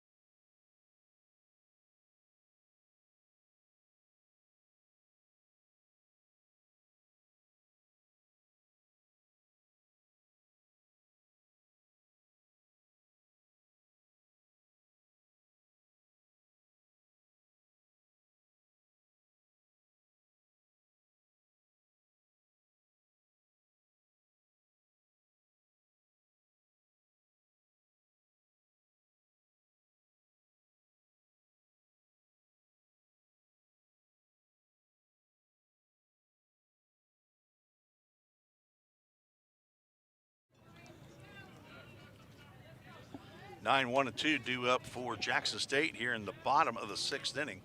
They will face Jack McLaury out for his first full inning of work. Came on as the 3rd pitcher in the bottom of the 5th with bases loaded. Was able to get 3 outs in 2 batters. It's happened a couple times today for Fall State pitchers. Hemingway backs away from ball 2. Wyatt Hemingway 0 for 2, a strikeout and a flyout.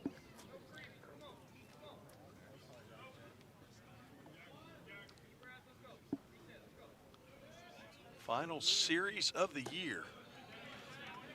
Final regular season games for half the squads, probably. 21 players for Vol State participated in sophomore day last weekend. It seemed like there was at least that many for Jackson State before game 1, as the 3-0 pitches in there for a called strike. Hemingway taking all the way with the right back pocket flap out. He's got the blinker light going, as I used to hear. 3-0 is 3-1, and now a Full Count Ministries full count. Jack McLaury, one of the proud members of the Full Count 242 group. 6 sophomore pitchers, 4 freshmen. 3-2 is grounded, and it gets off the glove of Plummer and trickles into center field. I think Plum was going to try to backhand that one, but could not make that play as Hemingway picks up the hit. He's now 1 for 3.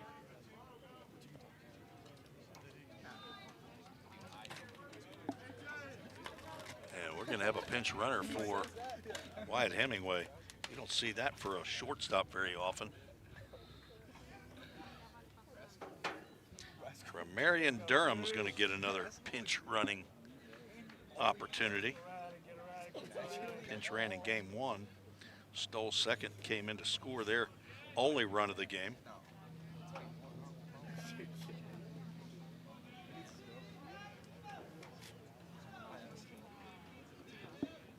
Devin Myers at the plate. Throw over to first, and Durham gets his uniform dirty again. Guessing that Ethan Quinn will come in at shortstop. He was the shortstop in game 1. Another throw over and dug out of there by Easton Denning, who made a fantastic play to end the 5th inning with bases loaded, a high chopper to first. And he grabbed it, and he was right at the bag, stepped on the base, and then threw to Lorenz. Ground ball, that's going to sneak through on the left side for a base hit as Devin Myers gets a hit. Now runners at first and second, and nobody out. Myers 1 for 4. Was 2 for 3 in game 1.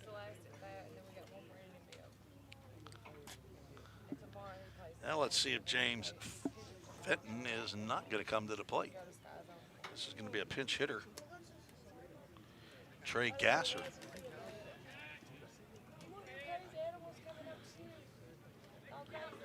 Gasser played in game 1.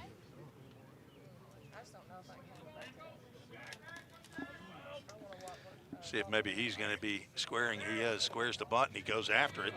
Throw down to second base, and it hits the runner. Karam's into right field. Durham's going to go to second, or go to third.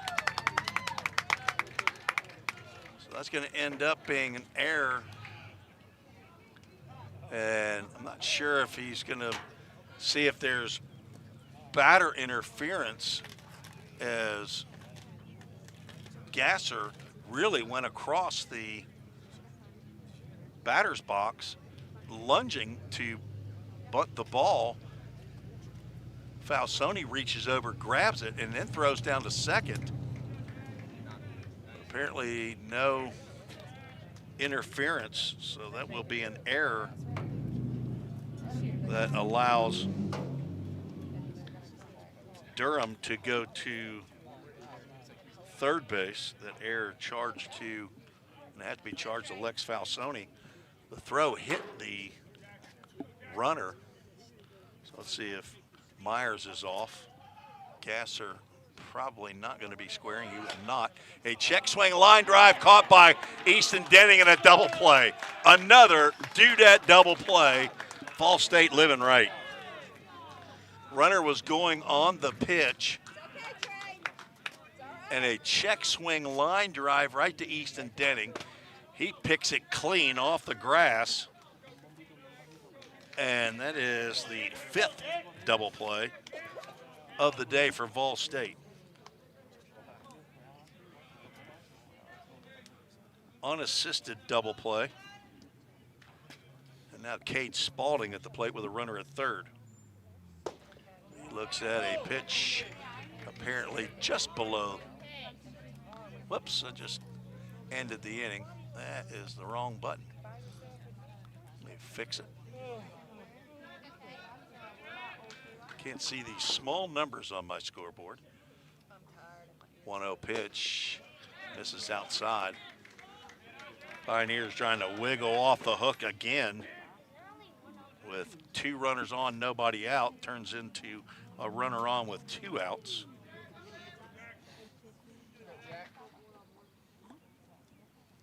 Myers going on the pitch. Check swing line drive to Denning. He just steps on first base to get Myers on the force out.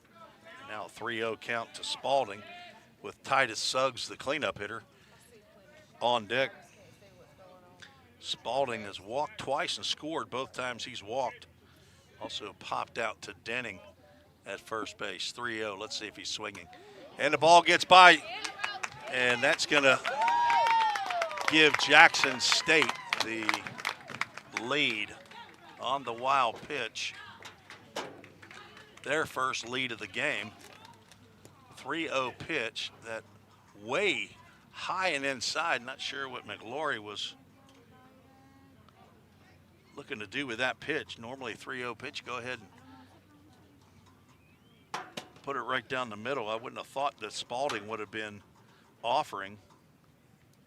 That's the first walk of the game for McLaury. 8th walk of the game for Fall State. A wild pitch gives Jackson State the 6-5 lead. An unearned run as it stands right now. As the error by Falsoni allowed Durham to get to third base. Now Titus Suggs with 2 outs and a runner at first. Jackson State with their first lead of the game, lead of the day even. Here in the bottom of the 6th. Swing and a miss on a breaking pitch. Titus been on base all 3 times he's come to the plate.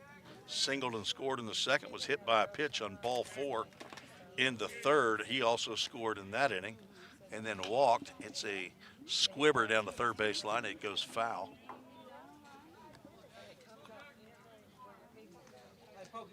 Titus's younger brother, Revan, playing for the Knights homeschool team. Knights, a baseball academy in Nashville. We've got several teams, including summer teams, also a homeschool. 0-2 pitch coming. Runner goes, pitch in the dirt, throw down to second, and Lex Falsoni is just pegged out. Cade Spalding for out number 3. Spalding caught stealing 2-6 for out number 3. A 1-hopper caught by Falsoni, but Jackson State moves ahead on an unearned run. 1 run on 2 hits in the inning. 1 big error and nobody left on base. Head to the final inning. Jackson State leads 6-5. We'll be right back on the Vol State Sports Network. Every day, all around the nation, people find themselves in need of a hero. Fire and emergency medical responders are those heroes we need. They make the difference between life and death. If you desire to make a difference in your community, Vol State is leading the way in training everyday heroes. We offer EMS, paramedic, and fire science programs. Spring 2024 enrollment is now open. Visit volstate.edu to learn more. The demand for mechatronics professionals is on the rise. Students get to earn a wage and college credit simultaneously via our work-based learning program. This hands-on experience gives them a competitive edge in the job market. Industries like automotive, aerospace, electronics, healthcare, and even mining rely heavily on these systems. These positions offer competitive salaries and a chance to contribute to the cutting-edge technologies that are shaping the world around us. Join us in pioneering the future of manufacturing through the power of mechatronics. Visit fallstate.edu to start blazing your pathway now. Classes are available now at the Gallatin and Cookeville campuses.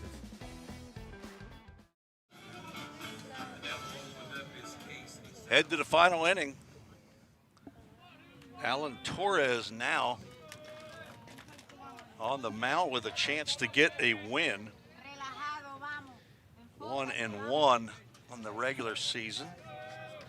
His 21st appearance of the year, and he's going to face 4, 5, and 6 on the Vol State lineup. Gage Hoover looks at a called strike on the inside corner.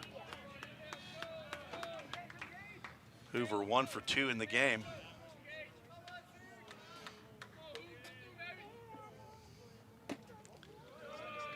Fastball slides away for ball 1.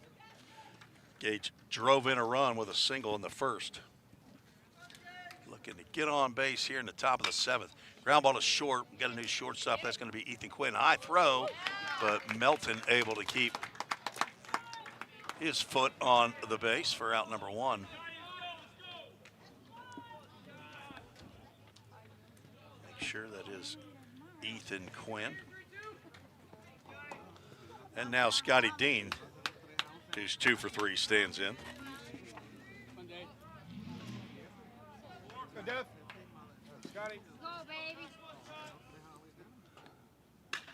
He hits one out to right field. Devin Myers over, and he will make the catch for out number 2. Jackson State 1 out away of getting the split of the doubleheader, with the rubber game beginning at 1 o'clock tomorrow. Let's get to our Full Count Ministries verse of the game here quickly. As Devin Thring comes to the plate. I have to break down the equipment and then put it back up again. Tomorrow it's a grounder, too short. Quinn throw over to first, and that's the ball game. Ball State falls 6-5. In a game that takes 2 hours and 17 minutes. Our Full Count Ministries verse of the game, Ephesians 4:4-6. There is one body and one spirit, just as you were called to one hope. When you were called, one Lord, one faith, one baptism, one God and Father of all, who is over all and through all and in all. Ephesians 4:4-6 as Jackson State gets the come from behind 6-5 victory. It makes a winner of Alan Torres, who, according to my calculations, moves to 2-1 on the season. Losing pitcher will be Jack McLaury, who is trying to get his 10th career victory. But Jack falls to, where are we? There we go, 6-2 on the season. No save in the game. It's the 6th win of the year by Jackson State in the conference. Vol State falls to 11-16, and we'll play tomorrow to see if they can move up to 7th place in the conference standings and try to get that second game in. Our Toyota of Gallatin player of the game, Denning, Easton Denning, goes 3 for 4 at the plate, drives in 2 runs. Easton Denning is your Toyota of Gallatin player of the game. Well, that'll do it for today. Split of the doubleheader. Fall State falls 6-5, one game, won 3-1. For Dr. Wendy Tossenson, Athletic Director Bobby Hudson, and Head Coach Jim McGuire, this is Tim Reese saying so long for today. We'll be back tomorrow at 1 p.m. Central Time right here on the Vol State Sports Network for the final game of the 2025 regular season. Be sure to join me. God bless you. We'll talk to you tomorrow from right here at Jackson State.